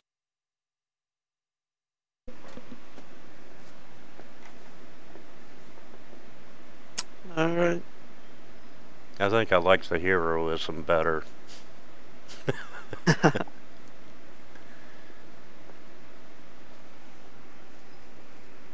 So did I.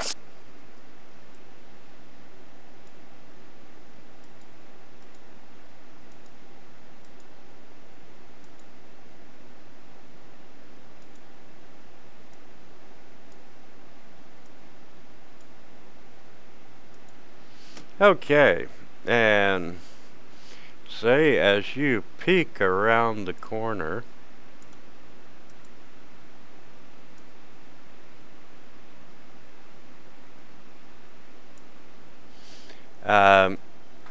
you see this giant stone skull that's been crusted with moss, and it's jutting out from the end of the passageway. You see a flame flickering in each one of its eye sockets, and a view into the chamber beyond can be seen through its open jaws.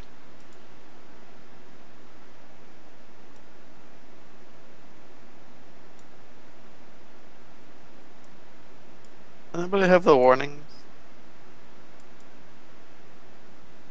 I don't. Hold on, I can give it to you.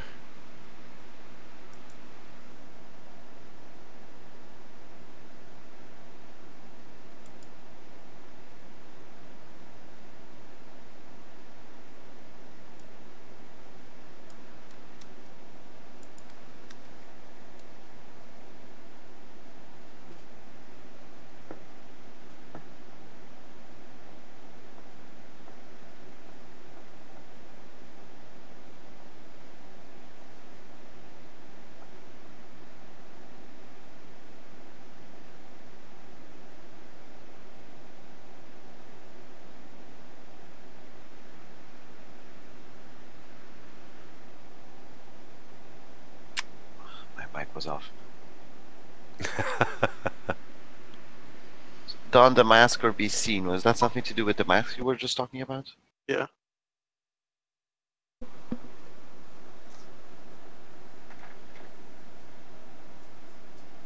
Okay. All right, so the enemy opposed, we figured that one out. One stands between them, we finished that one out. In darkness it hides, we got that. Down the master beast scene, we got that. Now we've got speak no truth to the doomed child, and the keys turn on the inside only.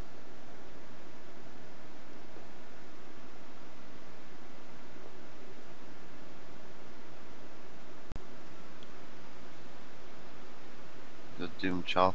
Well, I'll risk a bit and try to get closer, so I can peek through the through the statue you mentioned. You could see across to the other chamber. Yes, into the chamber beyond.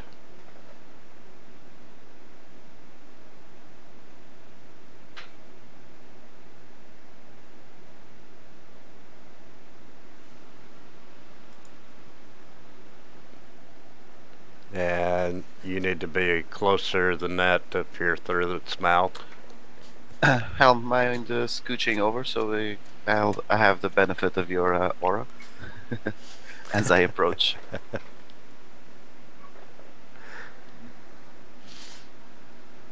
I try to walk a couple of feet in front of Helm just so I know I still have the benefits of his aura until I reach the statue, so I can observe it.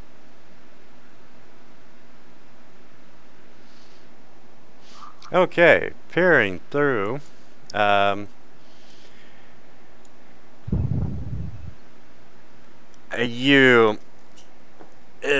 You see this chamber beyond, and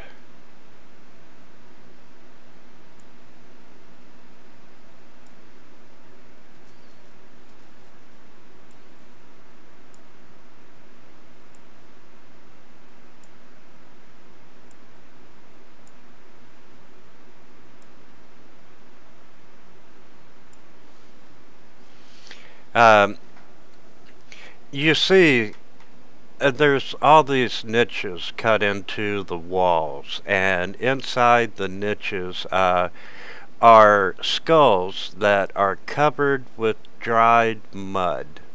You see a stone sarcophagus at the center of the room, its lid adjoined with this coiled serpent carved in relief. Behind the sarcophagus, resting atop a marble pedestal, is an ornate crystal box. And you can see that you can barely make out that there's a small humanoid skull floating around in it.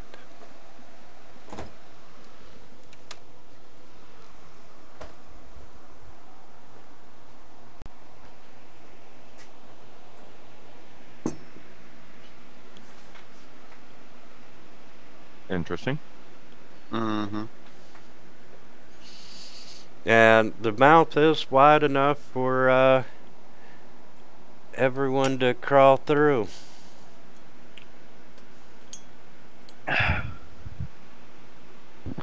Yeah, I don't like when GMs give us suggestions on what to do. I like to. Well, apparently this is the tomb. I wasn't here for the last one. How hard was it? Wasn't too bad.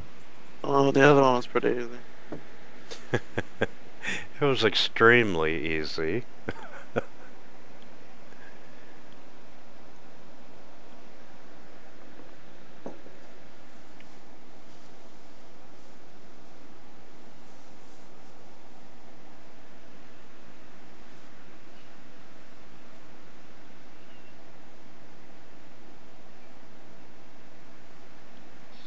Well then, shall we go? What's the decision, or shall we try the other way? Still. Sure, why not? Alright. Well, so I sneakily and slowly step in through the skull. Okay. Yes, you managed. What are the rest of you all doing while he's climbing through? Are you watching him? You looking the other way? Watching him. Yeah, just watching him so that way, I guess I'm waiting for my turn to go through, I guess. As stated, I'm watching behind.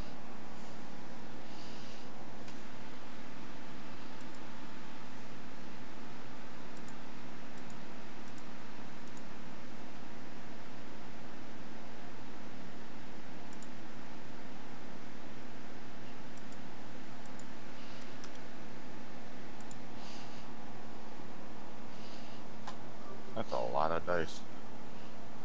Um, okay, Angra.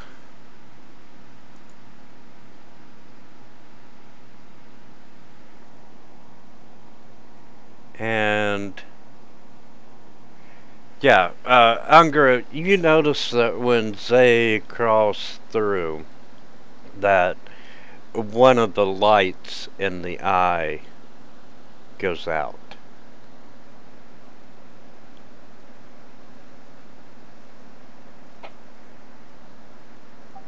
I point at it.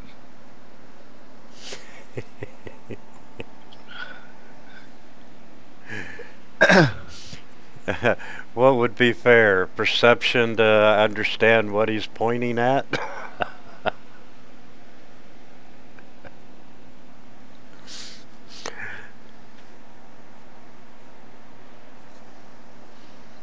So, who wants to crawl through next?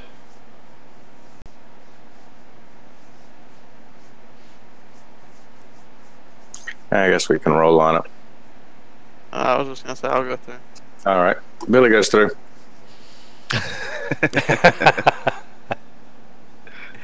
And yes, you all did notice what Unger was pointing at, and noticed that one of the lights went out, and as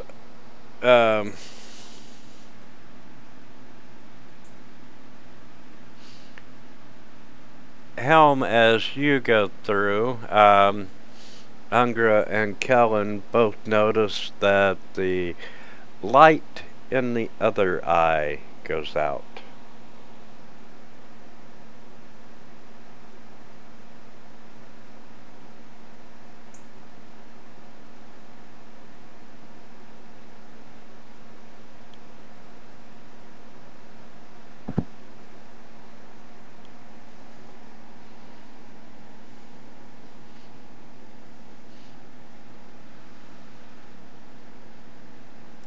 So, what are you doing? Well, light goes out. Yep, I'm in. both eyes are now dark.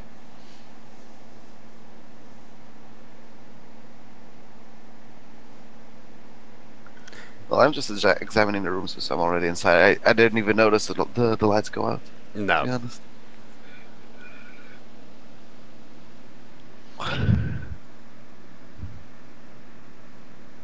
I was gonna wait What? till everybody got into the room. I'm gonna take one of my javelins and stick it through the hole. See if anything happens with the skull.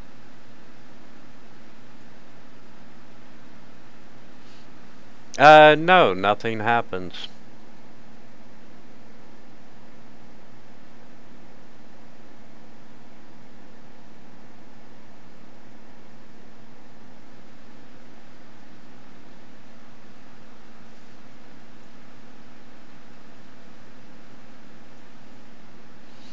Okay, Angra. When you are halfway through, the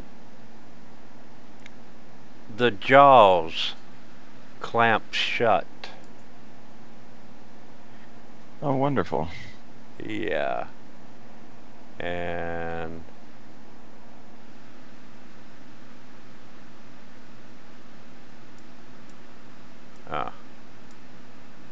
let's try that again. And I'll even use the same roll.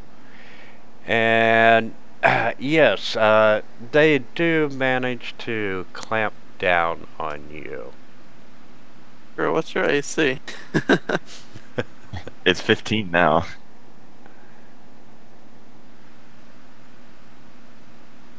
Did you actually equip your... Yeah, let's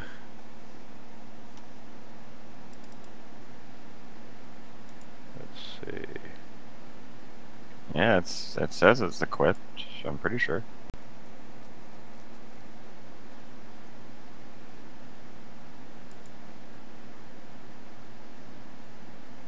That's a scale mail, and it is equipped. Okay, you managed to make it through, because I don't know why that said it hit when it didn't. It's okay, I'm used to it now. And Kellen, you see these jaws clamp shut, and Unger is able to pull himself out of the way without getting hit, and you watch the jaws open again, and you notice that both of the lights in the eyes manage to reignite.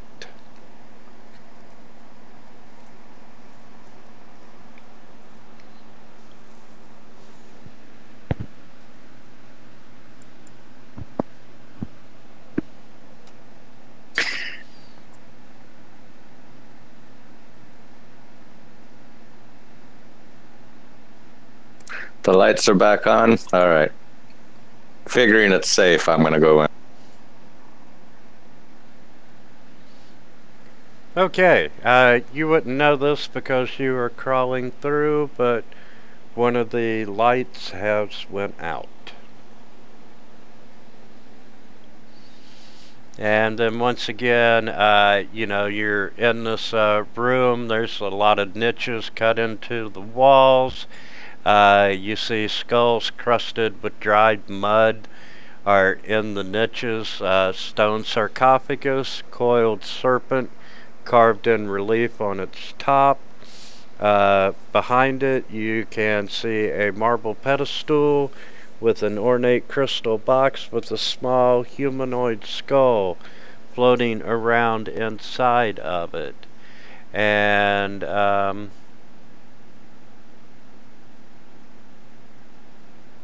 would you all like can I get y'all to make a perception check, please? In the tower or? Tower, please. Yeah, perception's always tower. Perception and stealth. Anything else by request? Okay, Kellen and Ungra. Coming from these little niches, you can hear a faint but yet grotesque sound of insects scuttling about.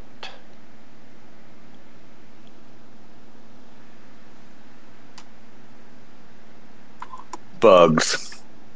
I hate bugs.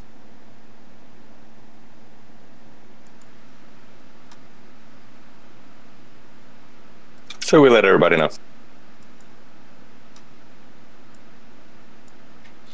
I shake my head to agree.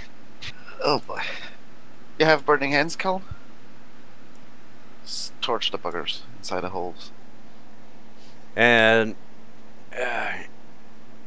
everyone also notices that there's slight movement in the northeast corner of the room. At which point,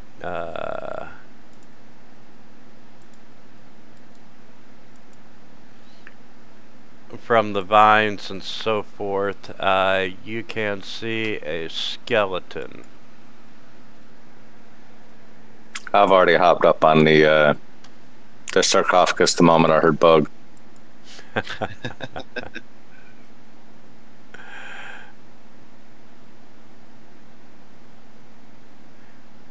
Okay.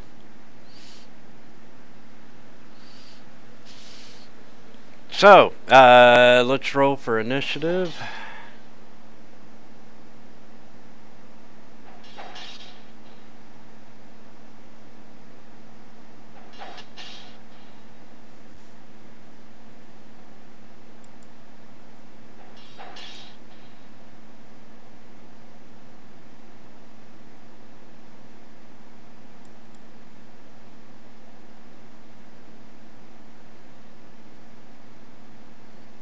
And I've got to close. A few dozen windows.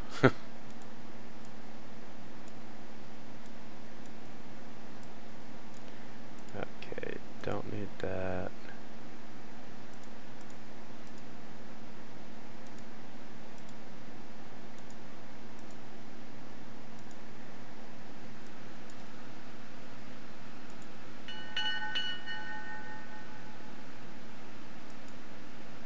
Okay, Kellen, you're up.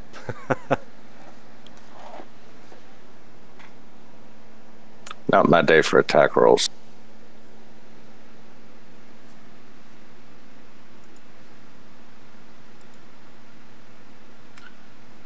Okay, so I walk up to the thingy. That's 4 to get over here, and I wail on him.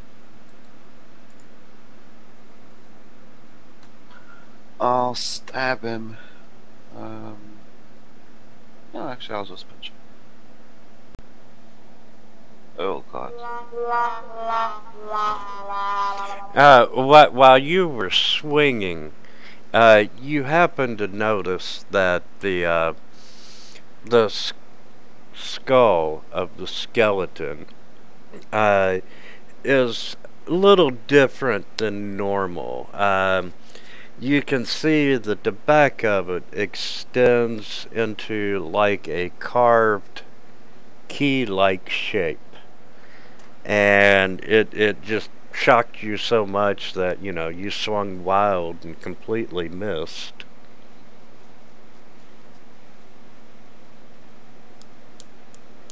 So I like the back of the skull, I see a keyhole.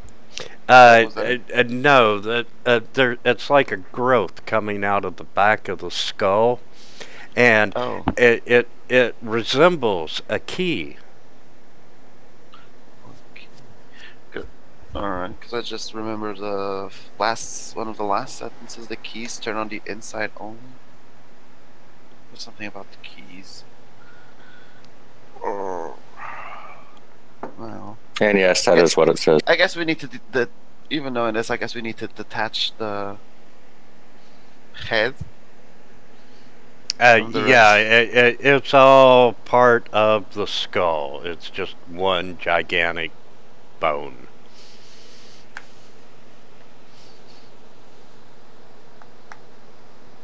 So just a skull floating around, not an actual skeleton. No, it's attached to a skeleton.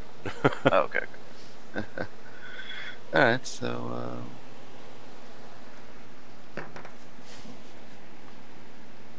I try punching it again then. And you are aware that the skeleton is holding a dagger.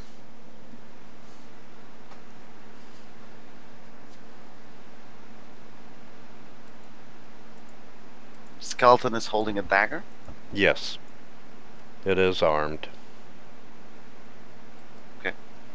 Well, I'll use...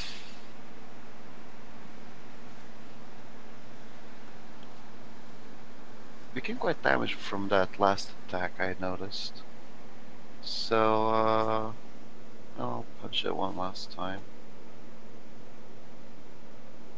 Oh dear lord. 2,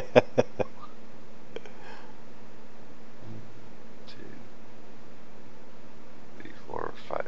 Yeah, that should be fine. And I walk back. 1 out of 3 attacks. Well, 1 out of 4 attacks if we could count. This isn't going very well.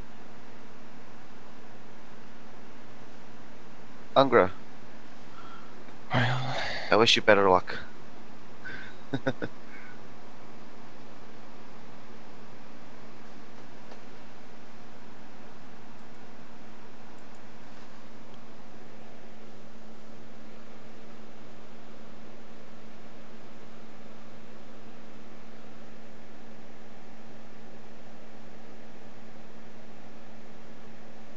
It's amazing how quiet it is when he's rolling. No kidding.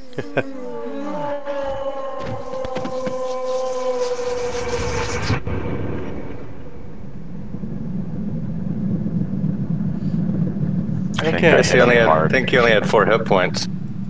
I haven't heard that sound before. That's It an must have been instant death. instant death. Yeah, it was instant death probably. Yeah. Yep, he had 11 hit points. And it took 3 people to take him down. Knowing our luck, Unger hit him in the head. And assuming Unger didn't disintegrate the skull with that last attack. So, Unger, you step up and instantly drop the skeleton, and the skull is intact. Yay.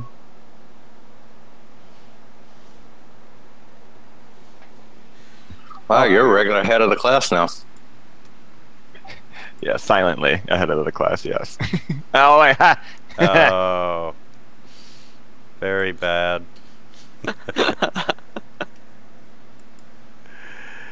So That now grenade had a good use.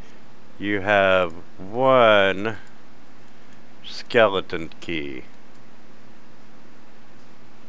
I get it. Skeleton key. Does the those And you other say I four- make bad puns.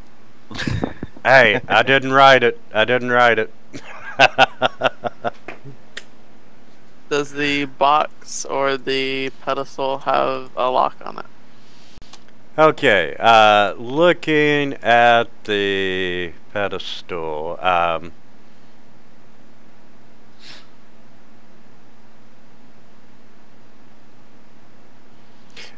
no, it is not locked. It's just a crystal box that's got some, that has a small skull floating around in it. No, that's not ominous at all. So shall we pop open the tomb?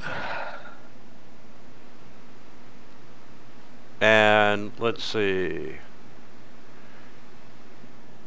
Say you were the first person in the room, weren't you? Yes, I was. You hear a voice of a young girl echoing in your mind, and she's saying, "What's happening? Why can't I see?" I can tell that it's only going on in my mind, in my head.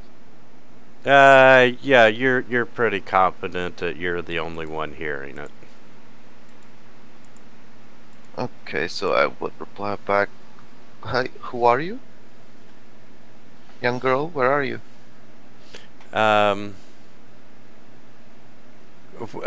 Where am I? How did I get here? Why can't I see anything? Can I tell from where this might be coming, or did I really just hear it in my head? Okay, guys, so I'm hearing this young girl in my head, hearing voices. She sounds frightened and lost, but it's definitely a child. You know, you have this moment of, I don't know what to call it, but you think that the child's voice and the size of the very small skull floating around in the box might be related. Oh boy, that's not macabre at all. Who Okay, are you? Are you friends of my father? Is he looking for me? Your father? Who's your father, little girl?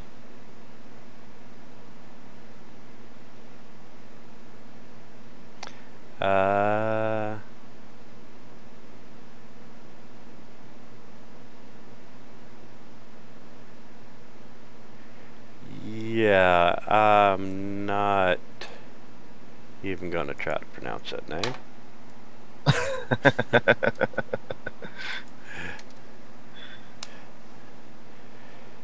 Nepartic? Nepertek. Nepercac? Nepertek. Nepertek. But she says, you know, I am so and so, and um, she's the. I'm the granddaughter of the queen.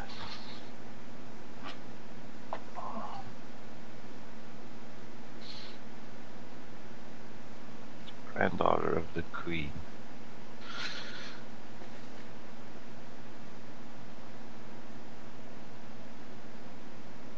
Okay.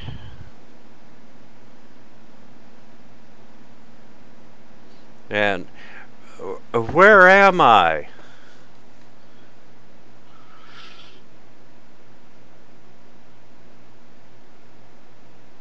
I'm still just hearing it. Is this all in my head, correct? Yes.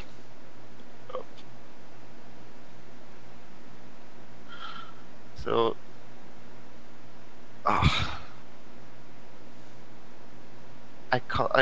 I walk over to the rest of the guys, and I do try to whisper so she doesn't hear. But yes, there's definitely apparently there's and I'll tell them what's happening.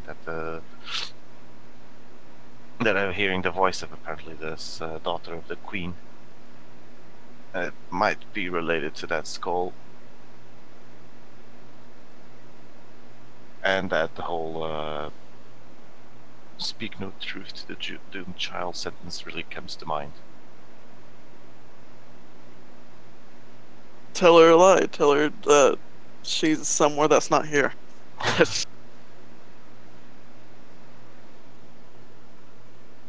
Why can't I see anything? Why are you not talking to me? I know you're there. Oh well, sorry, Nepertak. Yes, I was just talking to my friends. Nepertak was her father. And that Nepertak was the father? Yeah, that's her father's name. She's the granddaughter of the queen. I thought that was her name. No, that's her name, and she is the grandfather. Her dad was the queen. The queen. Okay, I thought that was her dad's name. Okay, that's a very ambiguous name.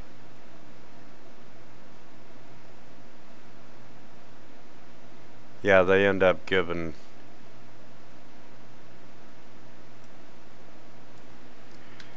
She is the granddaughter of her. That's the queen. Napaka. Napaka. Napaka. And let's see. Does anyone want to make a history check?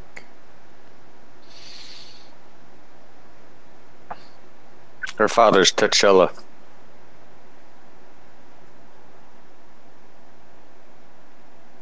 Seeing how many people actually got that one. History. This is going to be good.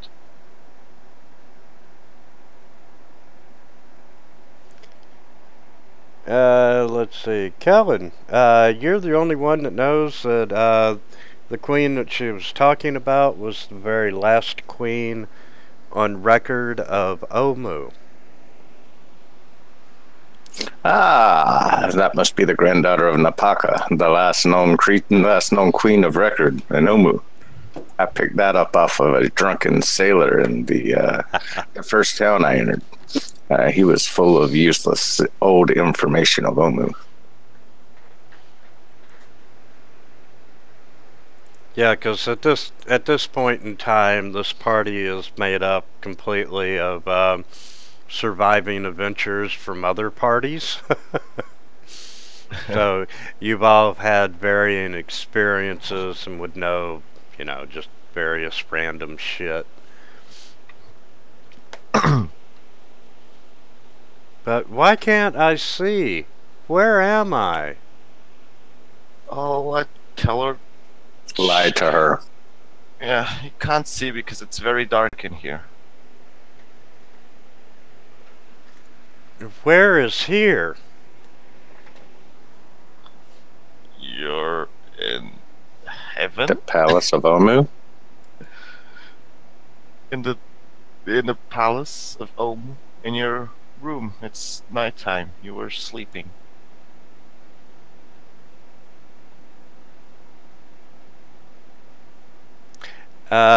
Okay, it's time for you to make a charisma deception check. Boy, really? Callan, you should be doing this, not me. Nuh-uh. Trust me, you don't want my deception. Yeah, yours is much better than mine. Oh yeah, I forgot I got the proficiency in it, in this character. I'm a flipping -1 to deception.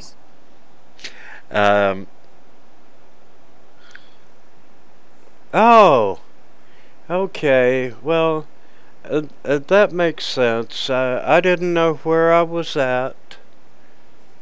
Yeah. Well, you had a nightmare and you woke up scared and startled. Just go back to sleep. Okay. I'll go back to sleep. And she becomes quiet. In my mind, I'm thinking it's absolutely amazing how an undead, dispirited head of an Amoan princess can speak common. It was telepathic connection. Not so much words. Okay, so she quieted down. Yep. Okay. Okay, guys, so she apparently is quiet now. What, we already got a skeleton key. Shall we keep going through here, or shall we open the sarcophagus? Shall we check these holes? What's the game plan now? I want to open the sarcophagus. No. It's a lot of no's. Okay. Now the sarcophagus. We have we have a funny-looking skull with a key in the back of it. Is there anywhere around here that we can notice any type of keyholes?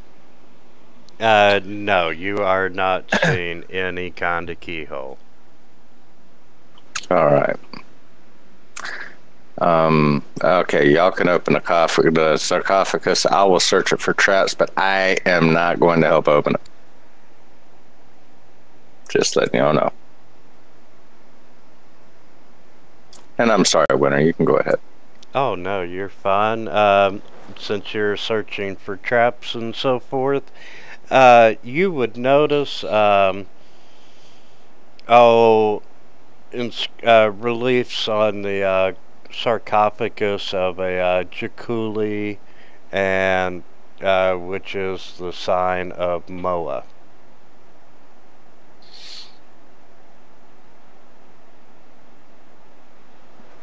And you are. Moa, yep, is the Jakuli. Yep. Enemy of Longo. And go ahead, I'm sorry. No, you're fine. You're not finding any traps. And just to update everybody, the Jakuli is tree-dwelling creatures that resemble snakes.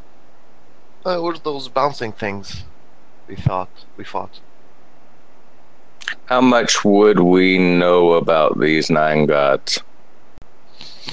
Yeah, just what the story told. Okay, so we wouldn't know alignment then.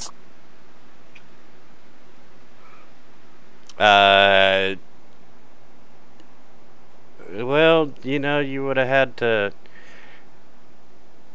You would be able to figure out some of it just because who opposes who, and that Unk was in the center, so he was neutral. Moa is lawful good. Okay, after that, I am stepping the heck away. Alright, Angra, shall we pop it open and see what's inside? I give a thumbs up. Alright, I'll help Angra open the Okay, let's do an athletics. Shall Unger and I both roll, or should Unger roll with disadvantage since I'm helping him? Or? Roll with advantage.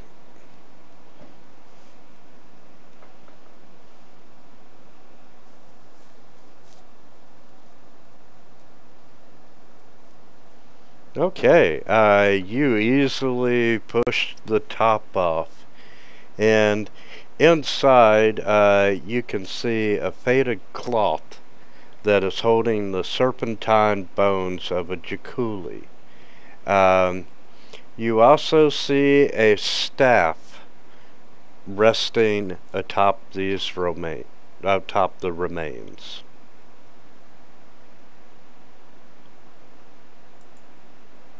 Mm-hmm. Can we see what kind of staff it is? Just from looking at it?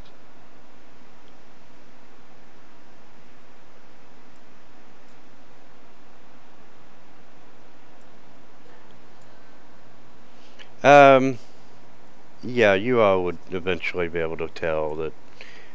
Magic identification I'm going to go really easy on, and you can tell that it is a staff of the python.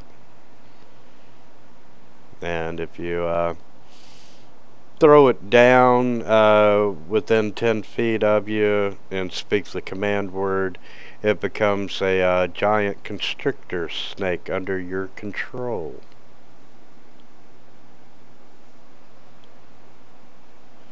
And you're able to mentally command the snake as well. Would staves are always a bit weird. Will we know if the staff is of interest to anyone in our party? Well, out of character, staffs a lot of the time are require attunement by a specific class.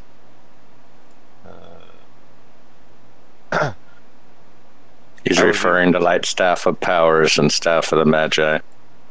There are a lot of other staffs that also require. Let me check. Question would be if we would be able to tell if these things require. I'm all for not touching anything that doesn't immediately help us.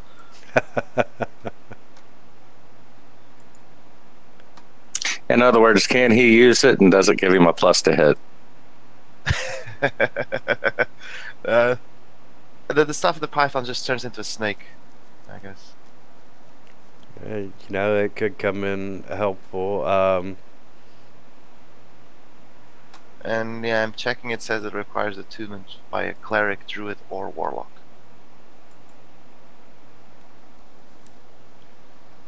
So do you want to grab it for our cleric if he shows back up? Or a warlock? Or warlock. Yep. Or can they grab it would be a better question. Yeah. I would more say, like, can they grab it? Like, they're supposed to be here, I guess.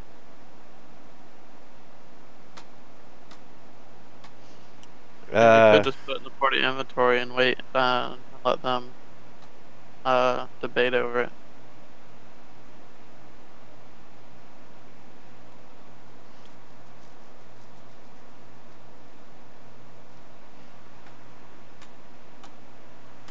Okay, let's make a note. Or we can just go ahead and give it to Beldrak since, you know, he's not the new guy.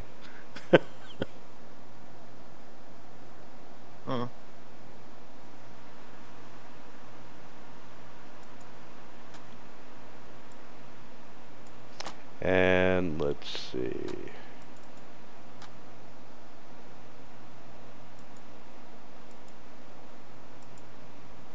I'd say hold till next week to decide if he wants to take it. If he wouldn't have wanted to take it, then we'll just delete it out of the party inventory like we never grabbed it. And if he does want to take it and something adverse could happen that involves a savings throw, then he can take that savings throw at that time. That sounds pretty good to me.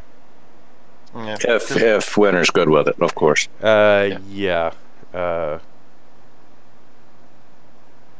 Cleric, warlock.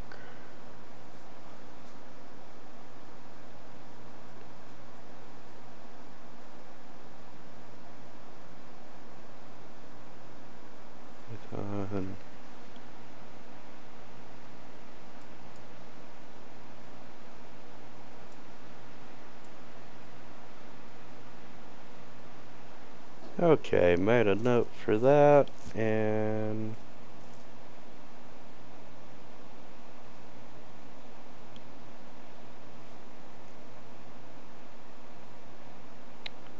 okay, and I believe I've already drug it over. Nope, I need Mo's tomb.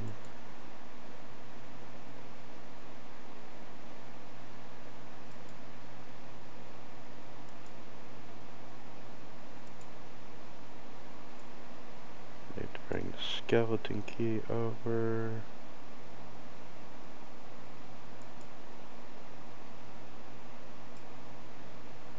And you were able to lie to the skull.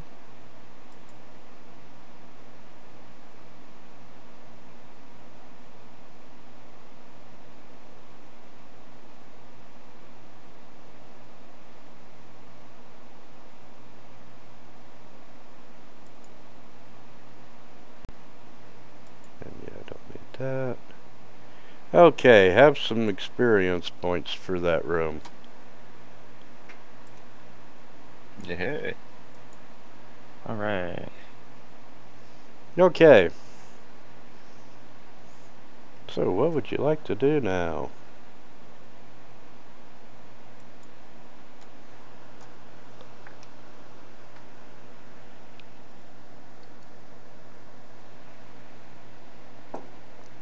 I point towards the mask direction of where we came in. Well, would we... It's a bit of a weird question, because you did not unblock a segment there, but I would... We assume there's something there, the character would know that, but the character would see that there's a smooth surface in that spot, correct? Yes, he would. Because I'm assuming there's something, like, weird going on there. So I would like to investigate it closer.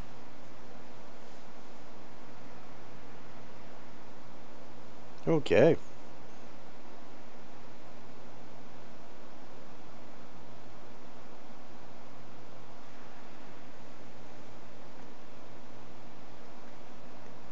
You gonna make a roll? Oh, sorry. What kind? Investigation, perception. Perception.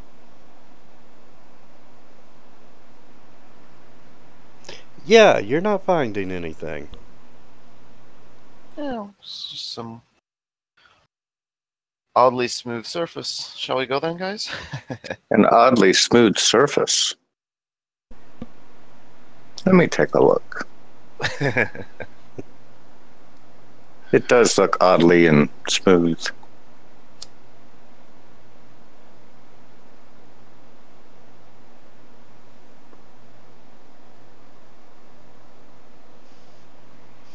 And you uncover a secret door.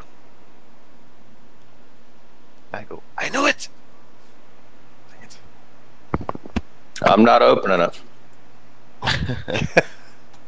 How do you open it? I'll open it. Okay. Damn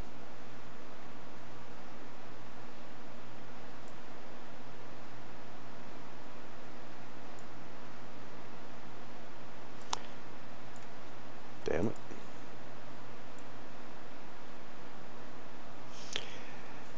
You find a short hallway followed by stairs going down, and you can hear the sound of running water and see the river at the bottom of the stairs.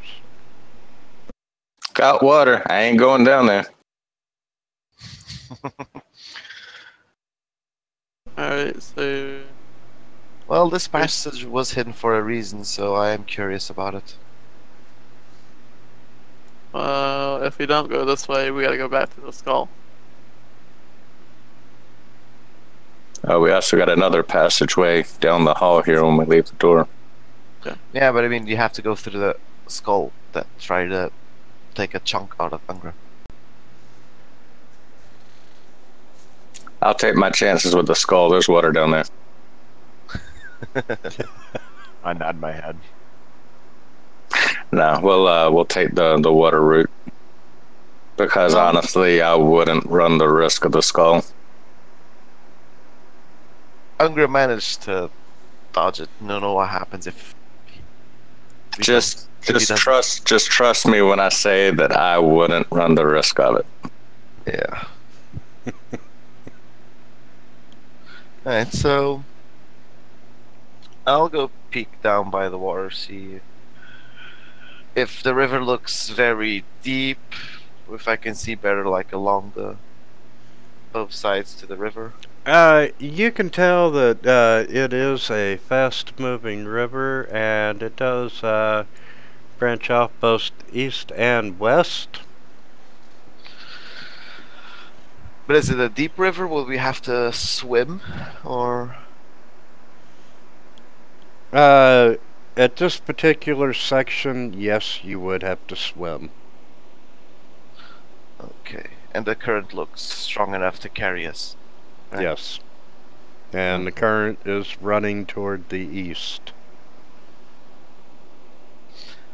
Okay.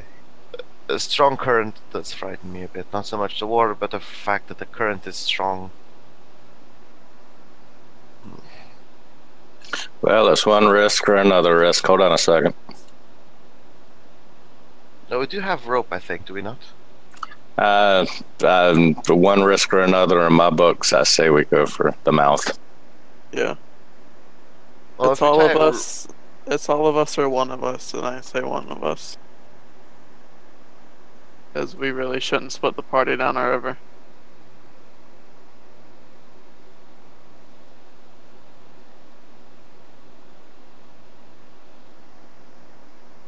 Alright. Somebody go first, I'll go second.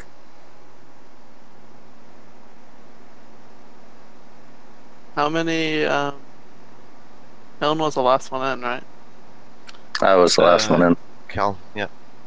How It many, was- how many eyes were there when you came in? Didn't notice. Oh no, you said I did notice the eyes lit up. There were 2 eyes. Okay. They lit back up after Unger went through. That is correct. Alright, so I think the second person's gonna get munched on.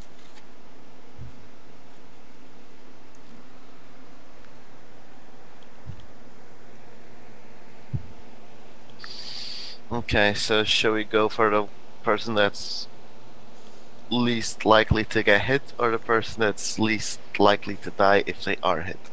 What type was it? Is it a physical attack? Yes, it is an attack. I'll go second. Right now, my AC is probably the highest. It's not AC I'm worried about. I can only take half damage from a physical attack. Oh, What's your AC right now, Zay? 19. And mine's a 19 as well. Mine's a 15. Actually, mine's a 16, excuse me, because I got a +1 to AC, but I've also got uncanny dodge.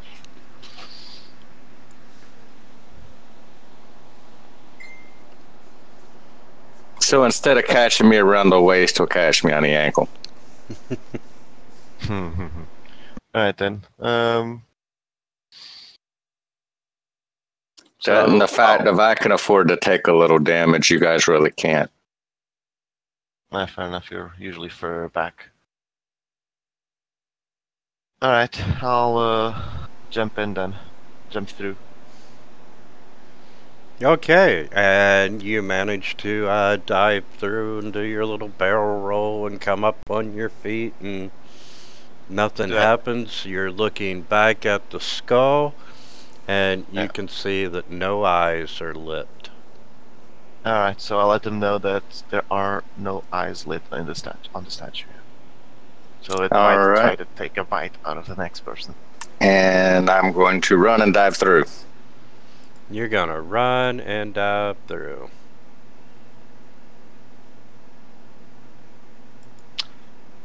Just a second. I need 5 minutes. I need to give some medicine to my pet. Yeah, You're no good. Go problem. ahead, man. Need to be AFK for 5 minutes. Go back. Okay, and the jaws start to close, and you do take a hit.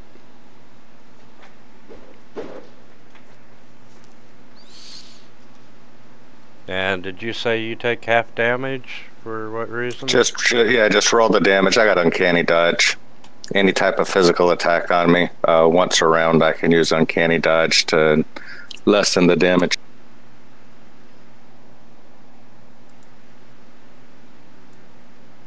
Okay.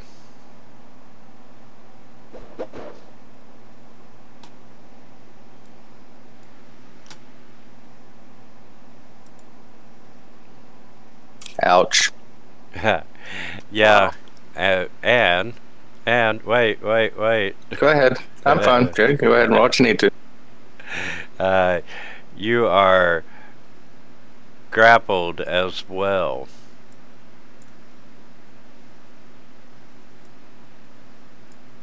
Good thing I got a big guy behind me with a hammer. Okay, and let's see.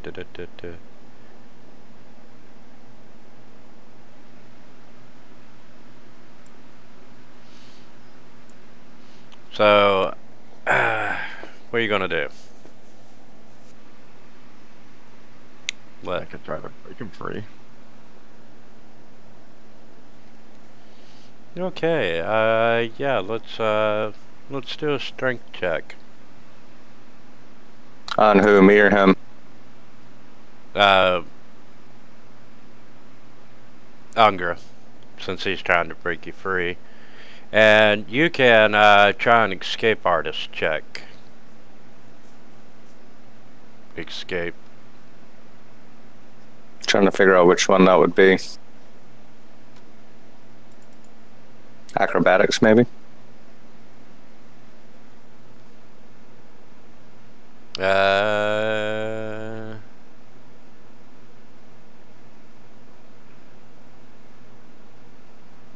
Yeah, let's go with acrobatics.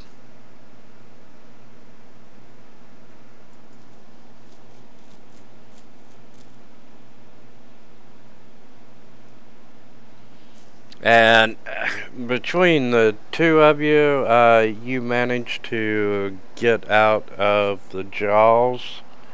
And once you're free and clear, both lights come on in the eyes and the jaws start opening.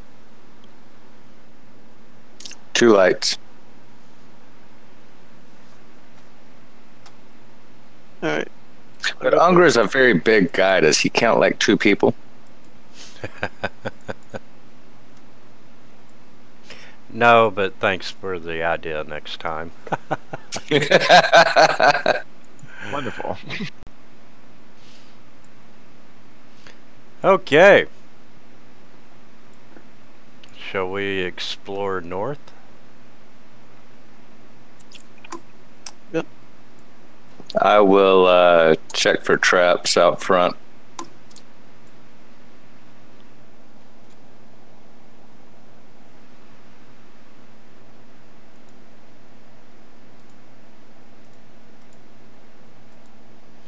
Okay, you are not finding any traps. All right. I'll drag Zay along with us.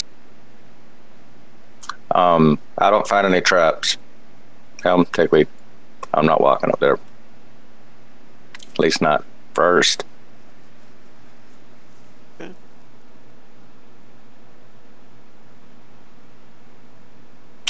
Peek my head around the corner.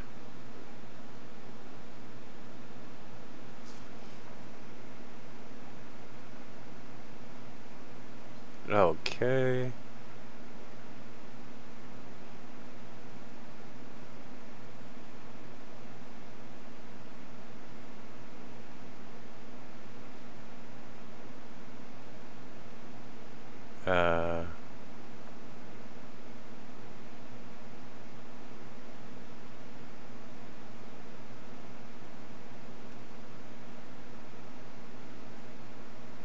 Okay.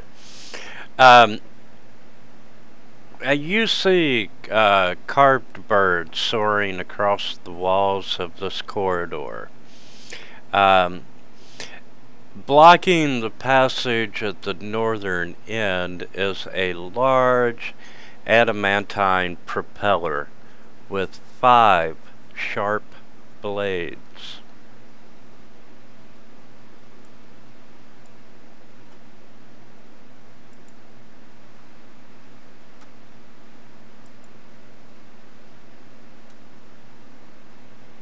Where's Mr. Happy when we need him?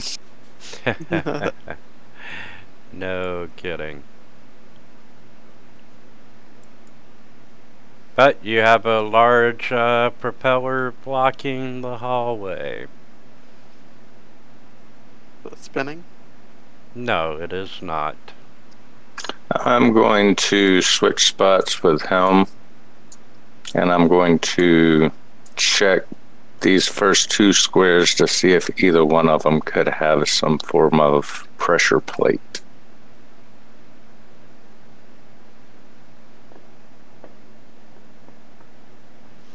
Yes, you can tell that the entire corridor appears to be a single pressure plate. Starting with the square right beside me, or starting with the first square between the walls? The first square between the walls.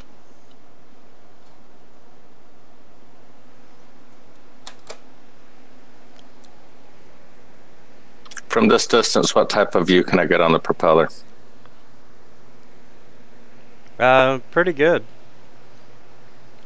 I'm going to inspect it real quick, see if there's anything out of the ordinary, whether outside of the fact of it being a giant, adamantine propeller in the middle of a dungeon.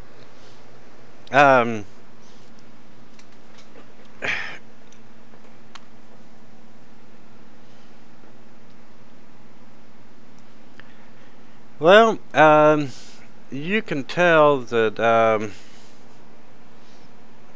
it maybe not at full speed, but if you were quick enough, you might be able to jump through the blades while it was moving. It does look like you would be able to jam it.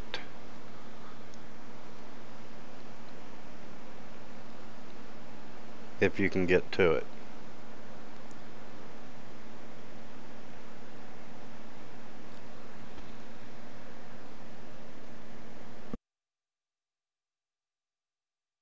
Mm-mm.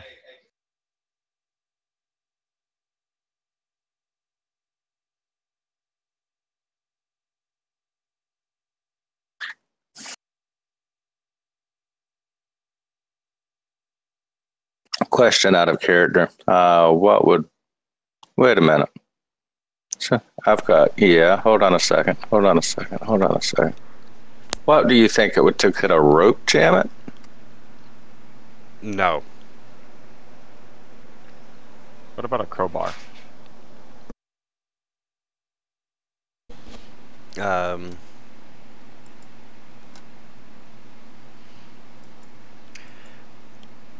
A crowbar might, but maybe not. What Don't about a we have- warhammer? Don't we have that bar of immovable, whatever the rod Thank that you. press the- Yes, we do. Okay. Considering I don't figure this will take a risk because of the pressure plate being in front of me, I'm going to cast a Mage Hand and use the rod to jam up the propeller.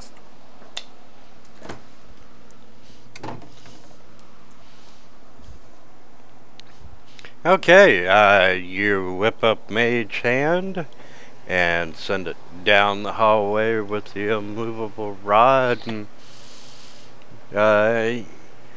you do your magic hand motions to get the rod where you want it, and you push the button, Hit the button. and the rod extends, and it appears to be immovable. All right, well, I did the work, but I ain't stepping on that hull first. Alright, switch places with me real quick.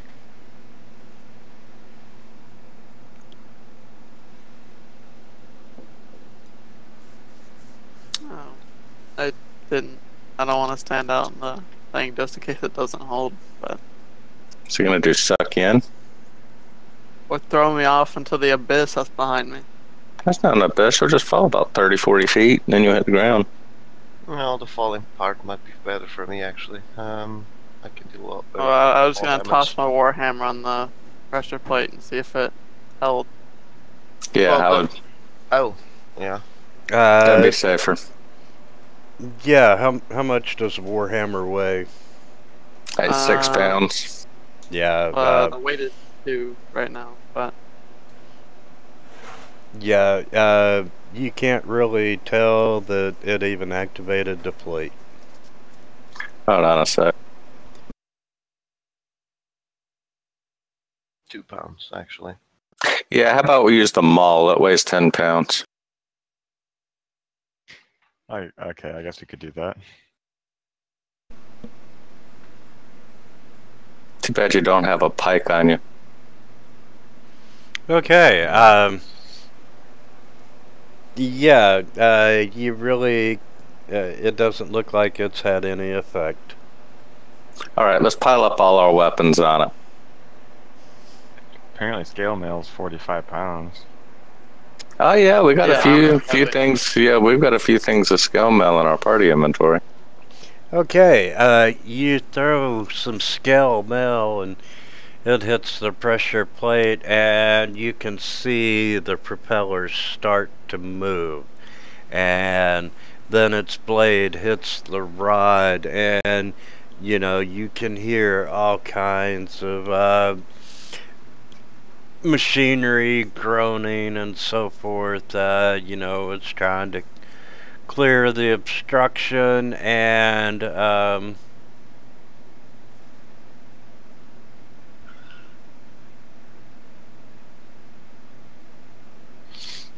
What's the win? The immovable rod or the unstoppable fan? Eventually, you know, after 15, 20 seconds, you hear the sound of something breaking, and then the fan just goes motionless, like the motor burnout. Yeah, that worked. So, alright, shall we check what's on the other side then? Yep. I give a thumbs up. Alright, I'll move up to the fan. See what I can see past it. Okay, you are. I pick up all our items we left. I'll put them back in party inventory, sorry. Except for the maul, who, of course. You can see between the fan blades that the hall continues down for another 10 feet and then it opens up into this large room. And you can see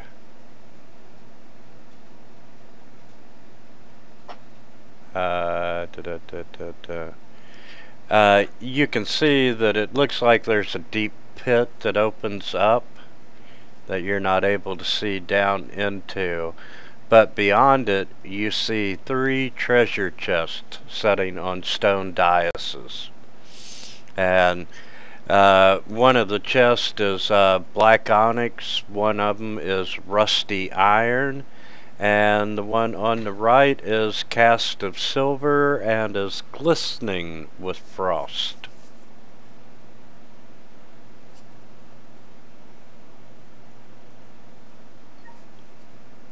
Okay. I will move my way past the blades. Okay, and as you get closer, you can see that there's a 20-foot pit at the very entrance of this tomb, and there is a stone sarcophagus resting at the bottom. And you can see a snarling monkey-like creature decorating the sarcophagus lid.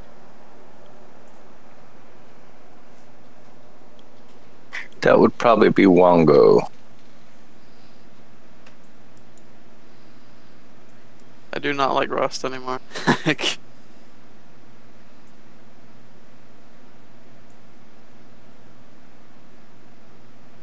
My guess, since you are relaying this information back, correct? Yeah. My guess would be that is Wongo, and that Wongo is the direct enemy of Moa, which would make Mongo more than likely chaotic evil.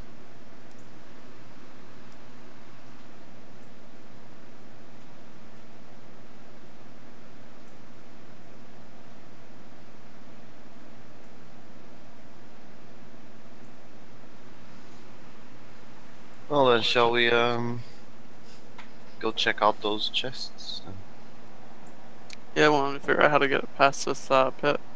Well, I could get down it, and I've got a 50-foot rope, but you know I don't know what's down there, so you know I'm not going to go down first. You said it was 20 feet. It was a 20-foot pit.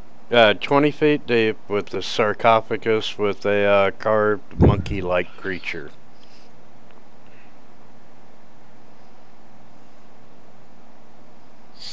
Well, I can always just Hold on, let me check something real quick. run and jump over the pit. It's only 15 feet long.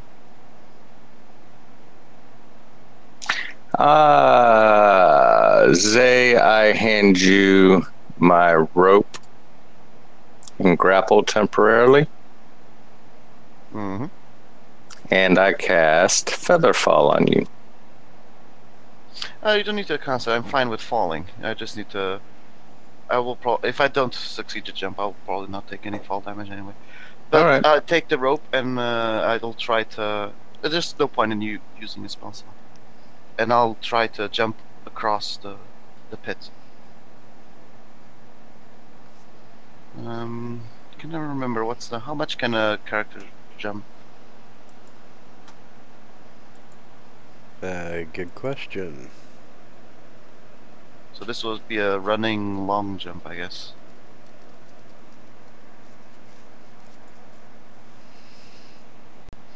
Let's see. When you make a long jump, you cover a number of feet up to your strength score. If you move at least 10 feet immediately before the jump. That's related to your strength? Alright. Okay, so I'm not jumping. Angra? Apparently. Oh. Apparently Angra or Helm are more Gotta jump 20 feet. I don't know if anybody's gonna cross that. Yeah, I don't know. I mean, I have 20 strength, but Well, the other side of it is that type of check with a jump would also bring about armor penalties.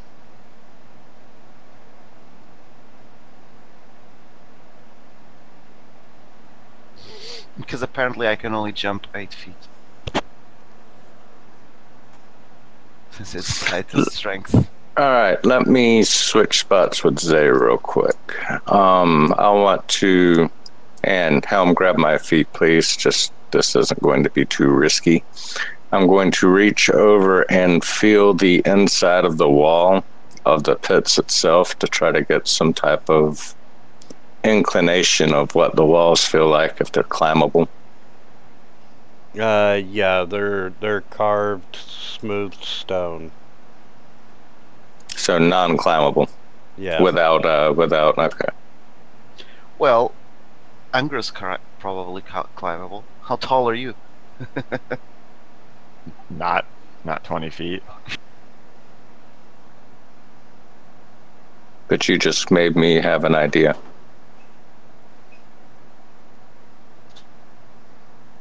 How tall is everybody? 20 feet is not that much. 7 foot. 7 foot 2. 6'1". That's almost 20 feet there, and it's a 20-foot pit, deep pit. Take off a couple of feet for being on each other's shoulders. Only one person's got to get to the top on the other side. Yeah. Drop a rope down, help everybody else back up. The human ladder. Or, excuse me, the racial ladder. Sorry.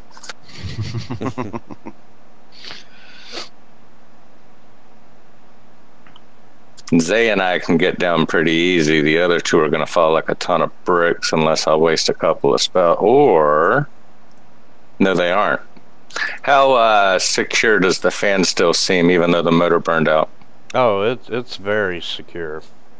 All right, I'm going to tie my rope to it so that Ungra, Helm, and myself can climb down, and then Zay, you can just drop down.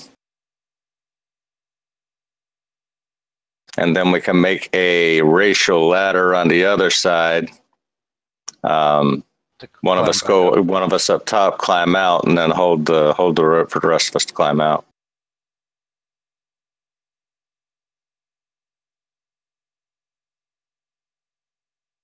Sound like a plan? It sounds good to me.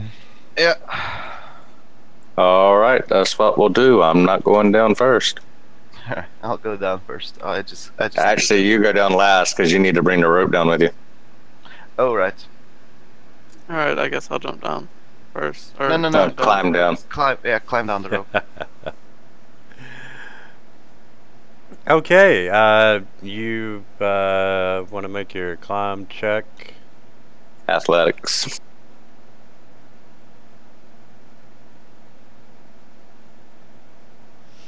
Okay, you managed to safely climb down the rope. And you're standing there beside the sarcophagus.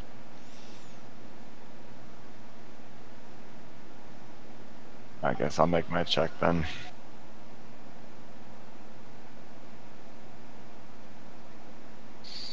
And you might want to move out of the way, Helm, just in case. You climbed that rope like a pro.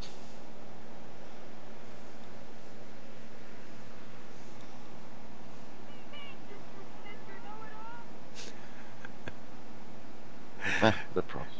And yeah, I figure I made it at an 18. Yeah. That's a hard rope to climb. Wait, actually, we don't need to have the. How much do you remember how much force the immovable rod withstood? Could take? It's like 2,000 pounds or something crazy like that. Because the windmill broke. Yeah, just leave it tied because we're going to use the. Well, no, because we're going to need it to drop down the other side. Yeah, I can take the rope. I can take the immovable rod. I can tie the rope to the immovable rod. You can mage hand Make it it. heavy. Yeah, mage hand it up to the over the ledge, and then we climb back up. Easy enough. Alright, so I take the rope and the rod, and I jump down. Let me just make sure I said it was 20 feet. To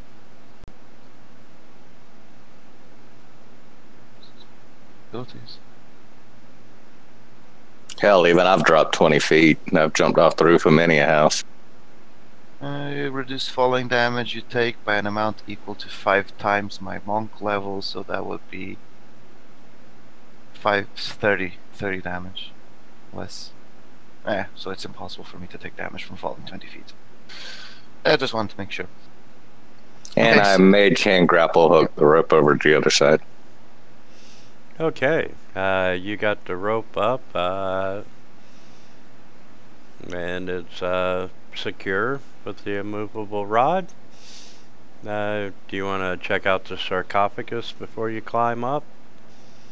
I am going to look at those sarcophagus, use perception, see if there's any traps, see if there's anything special on it outside of the Monkey King, and yeah.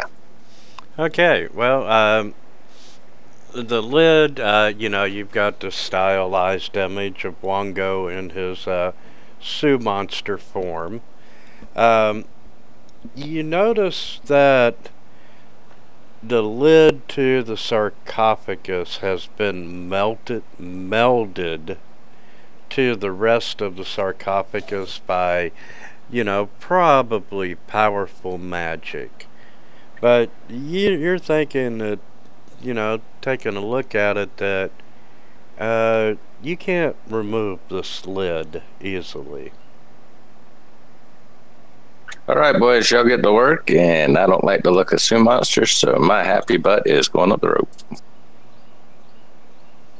Well, maybe we should take a look in the chest, see if there's anything there that'll help us before we go. Yeah. Breaking them. So we're climbing up the rope to the chests.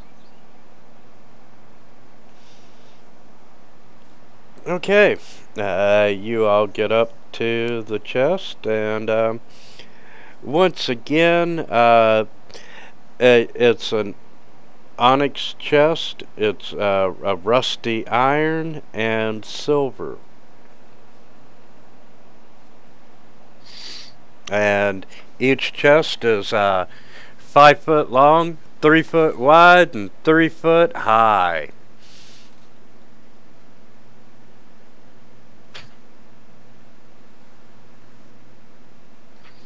Are there locks on these? Yes, there are locks, but you can tell that they are unlocked.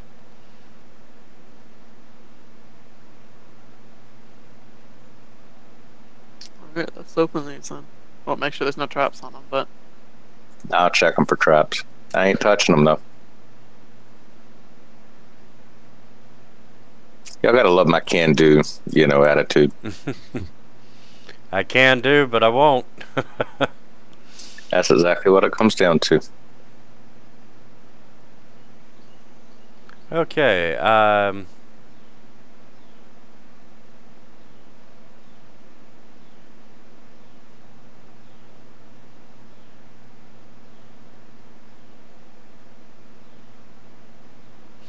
yeah, you are not detecting any traps.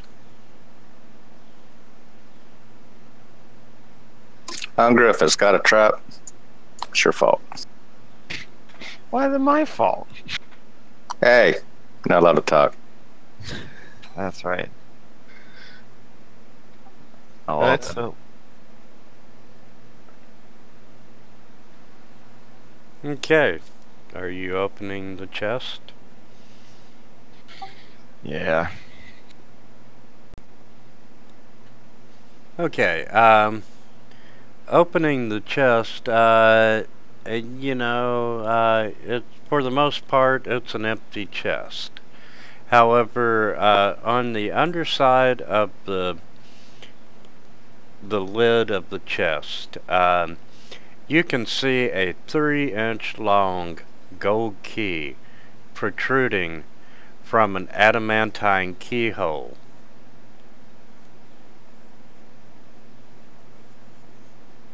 You open the chest, and on the underside of the lid is an adamantine keyhole with a 3-inch long gold key. Let's open all the chests first before we decide to do anything rash. and the last sentence of the thingies was the keys turn on the inside only. And don't forget, we are carrying a skeleton skull with a key on the back of it. Sorry to move you real quick, Zay. I was going to check for traps on the middle one. That's fine.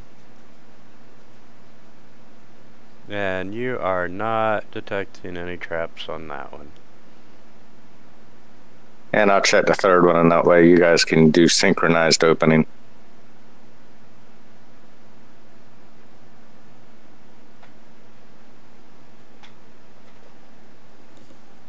And same as before, no traps. Okay. All right, on 3, guys. So, 1, 2, 3, and we all open the chests. Okay. Describe what Unger saw. What about the helmet myself?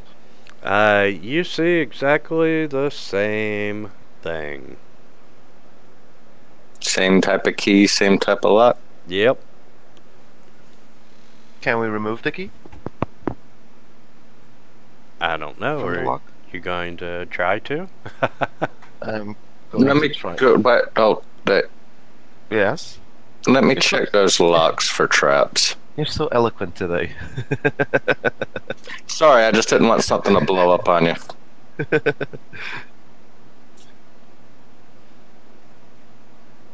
Let's check those locks for traps first. Just because there wasn't a trap on the outside does not mean that the lock is not trapped. Okay, you check all the locks and you are not finding any traps. Alright, guys, blow yourselves up. Alright, so I tried to remove the key from mine. Okay, you grab a hold of it and you're pulling on it and it is not coming out.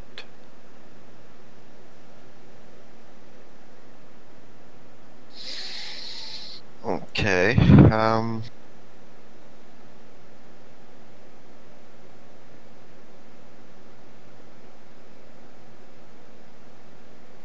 Alright, Yeah, we could try that. Yeah, let's try turning them all at the same time then. Okay, you all synchronize your watches and do the countdown, and when you reach 1 you turn and the key does not turn.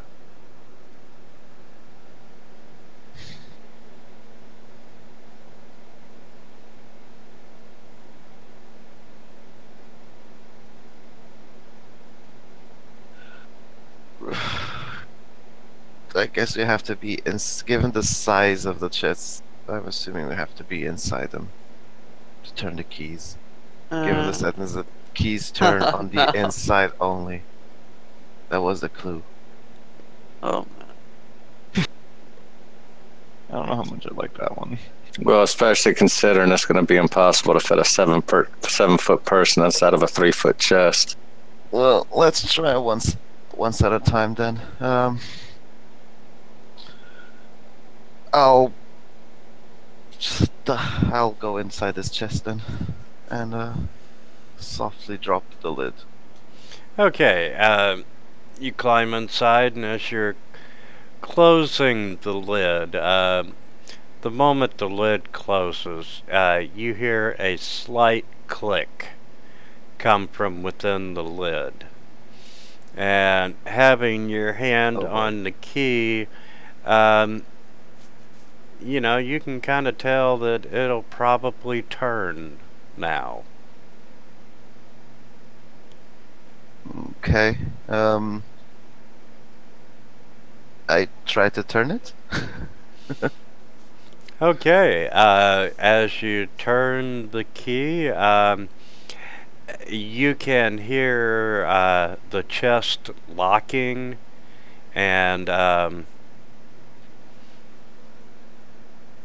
once you hear that click, the loud click of the locks, you hear another click, and the key stops turning. Oh boy. I try to open the lid. You say of the chest. Yeah, it's locked. Locked. Yep. I yell out, "Help!"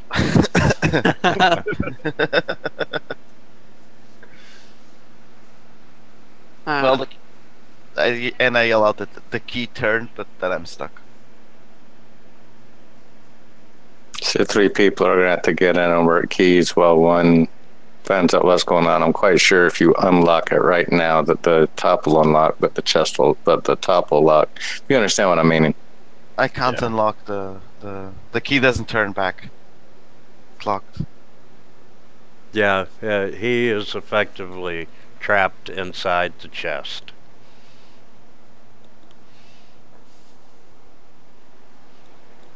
What's the chest made of? That one is, what color did I say it was? Wasn't it Rusted rusty iron? iron or something? Yeah, that is the rusted iron.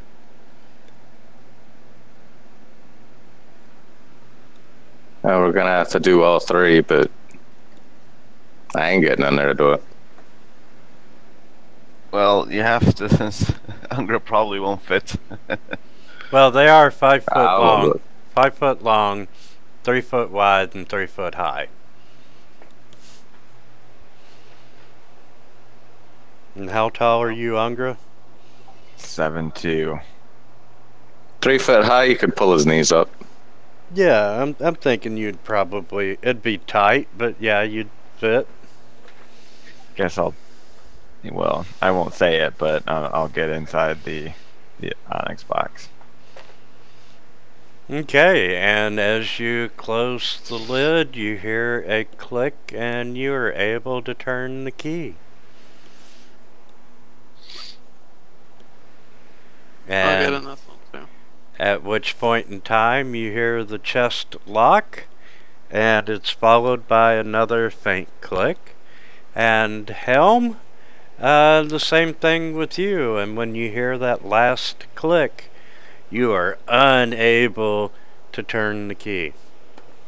Or unable to turn it.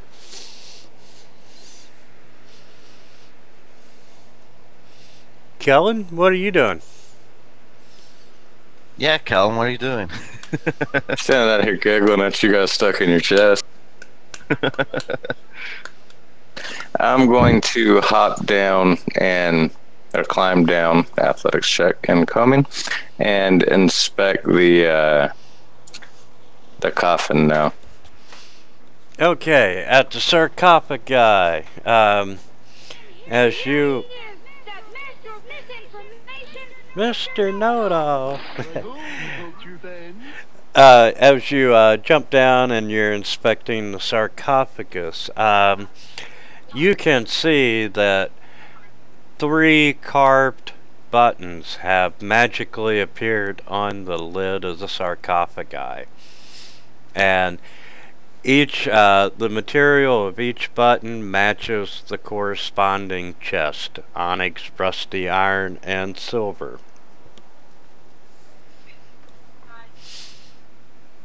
Do I see any other type of clues on the chest, like in what order they need to be pushed, or...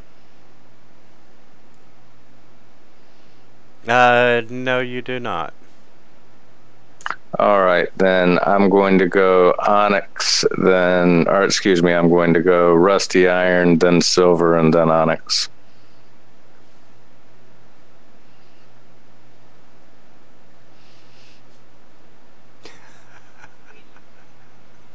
I guess I should rephrase that. I'm pushing rusty iron first. GM needs just a second, please.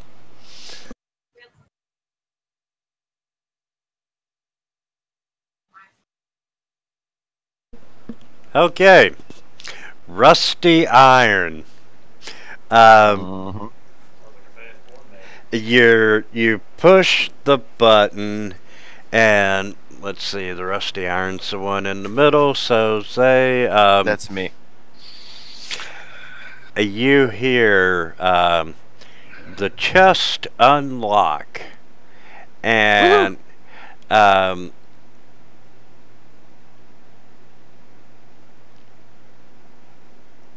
anything. Let's see, what are you carrying? More rust. No. Previous thing. Daggers, spear, thieves' tools. Yeah. Any non-magical metal objects start to corrode into a worthless pile of rust. Yeah, it's better for you in there than anybody else. That's true. Okay, so no thieves' tools, no daggers. Your bracers are fine. Your staff is fine. well, a crowbar's gone as well. You can have mine. I have one. I have thieves' tools. Basically, everything you're carrying, I have. And yeah, like your spear that has a metal tip, the metal tip would be corroded, but the wooden wouldn't be. So it would be a staff. But I'm figuring you wouldn't have taken your spears into the treasure chest anyway. Yeah, it wouldn't have fit. Yeah. So. I just have the one spear.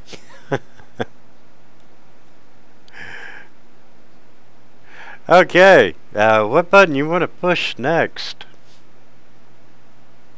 And I jump out the chest before anything else happens. Hell, I gotta get them out. We'll go with Onyx next. Alright, Bob. Sorry, man.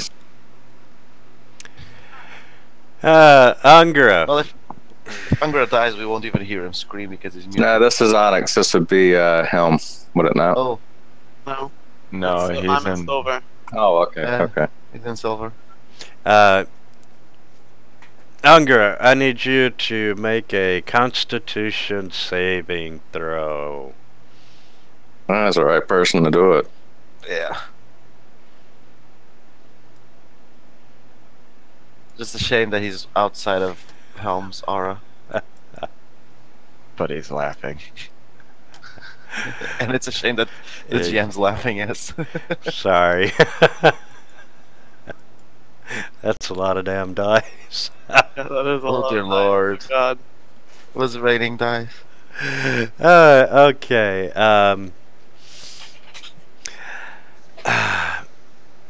Ungra, A fireball explodes inside the chest. it might as well been.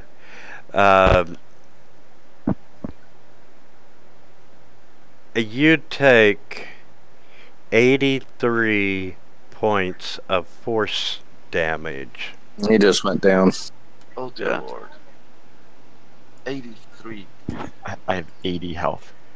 Yeah, you're unconscious now. But it's open. We can get you out. And yeah, you failed the saving throw. Oh, wait.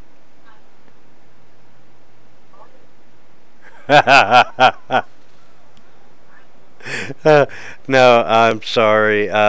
You take 83 points of force damage, and a creature reduced to 0 hit points by this damage turns into a pile of dust, leaving You're dead. behind whatever gear it was holding or wearing. Oh boy. That's about- intense. Yeah. Wow, can I change my title now to Ungrabane? Sure can at this rate. Oh no, you're done. That's disintegration, man. Nothing short of a wish spell can bring it back. New character next week, Angra? Yeah, I got something in mind. I don't know. We gotta find you first. Yeah, somewhere in this freaking dungeon. And Okay, and while standing by the box, Zay, you hear a click down below you, and you notice mass amounts of blood shoot out at high velocity out the top and the bottom of the box.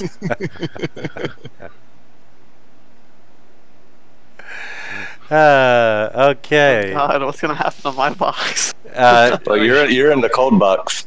So I open Yeah. up Angra's box and I just see a pile of Goo. Angra powder. Yeah.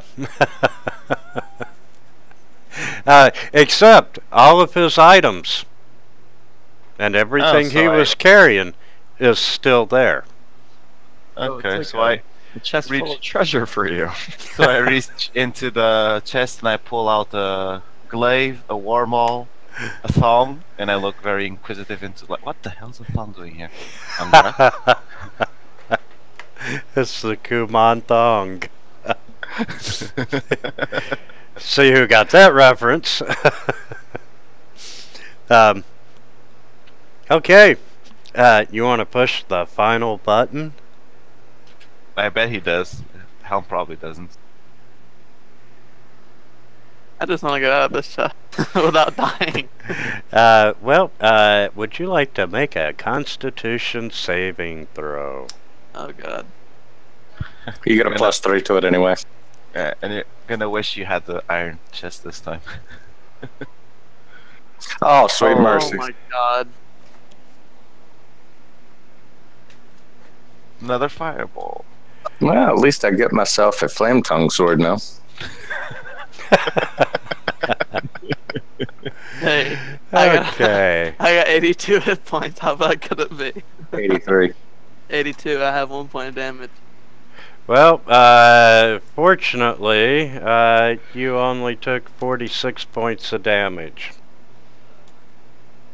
Oh, Yeah, at least you're not dead. Can I have your flame tongue?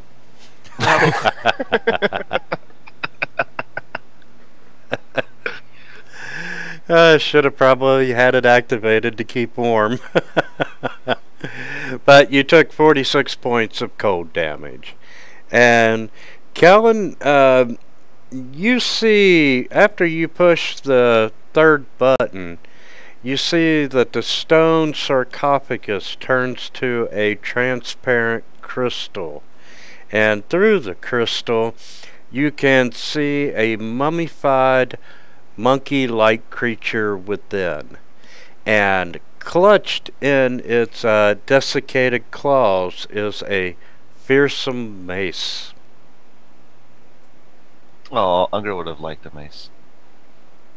There's no Actually, more than likely, our priest would like the mace. Yeah. How about we do two things? How about we do with the mace the same thing we did with the Python staff? The cleric mace of Wongo. And that's 5, 8, 18, 16. Touch. And the other one was Mo. And that's 5, 8, 16, 14. I found a ring of protection in the first one. You're more than welcome to have it there, Zay, if you want it.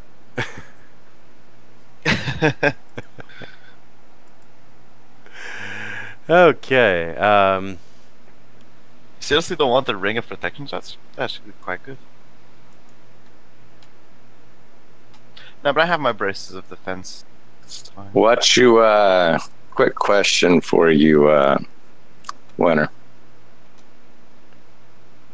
How about with the condition we're in and some of the things that are needed, we hold off till next week until we have a cleric back and a full party? I was getting ready to say this is a great place to stop. Yeah. Unger, Yeah, you got all it. good. And Unger, given you got a good nickname. Squish.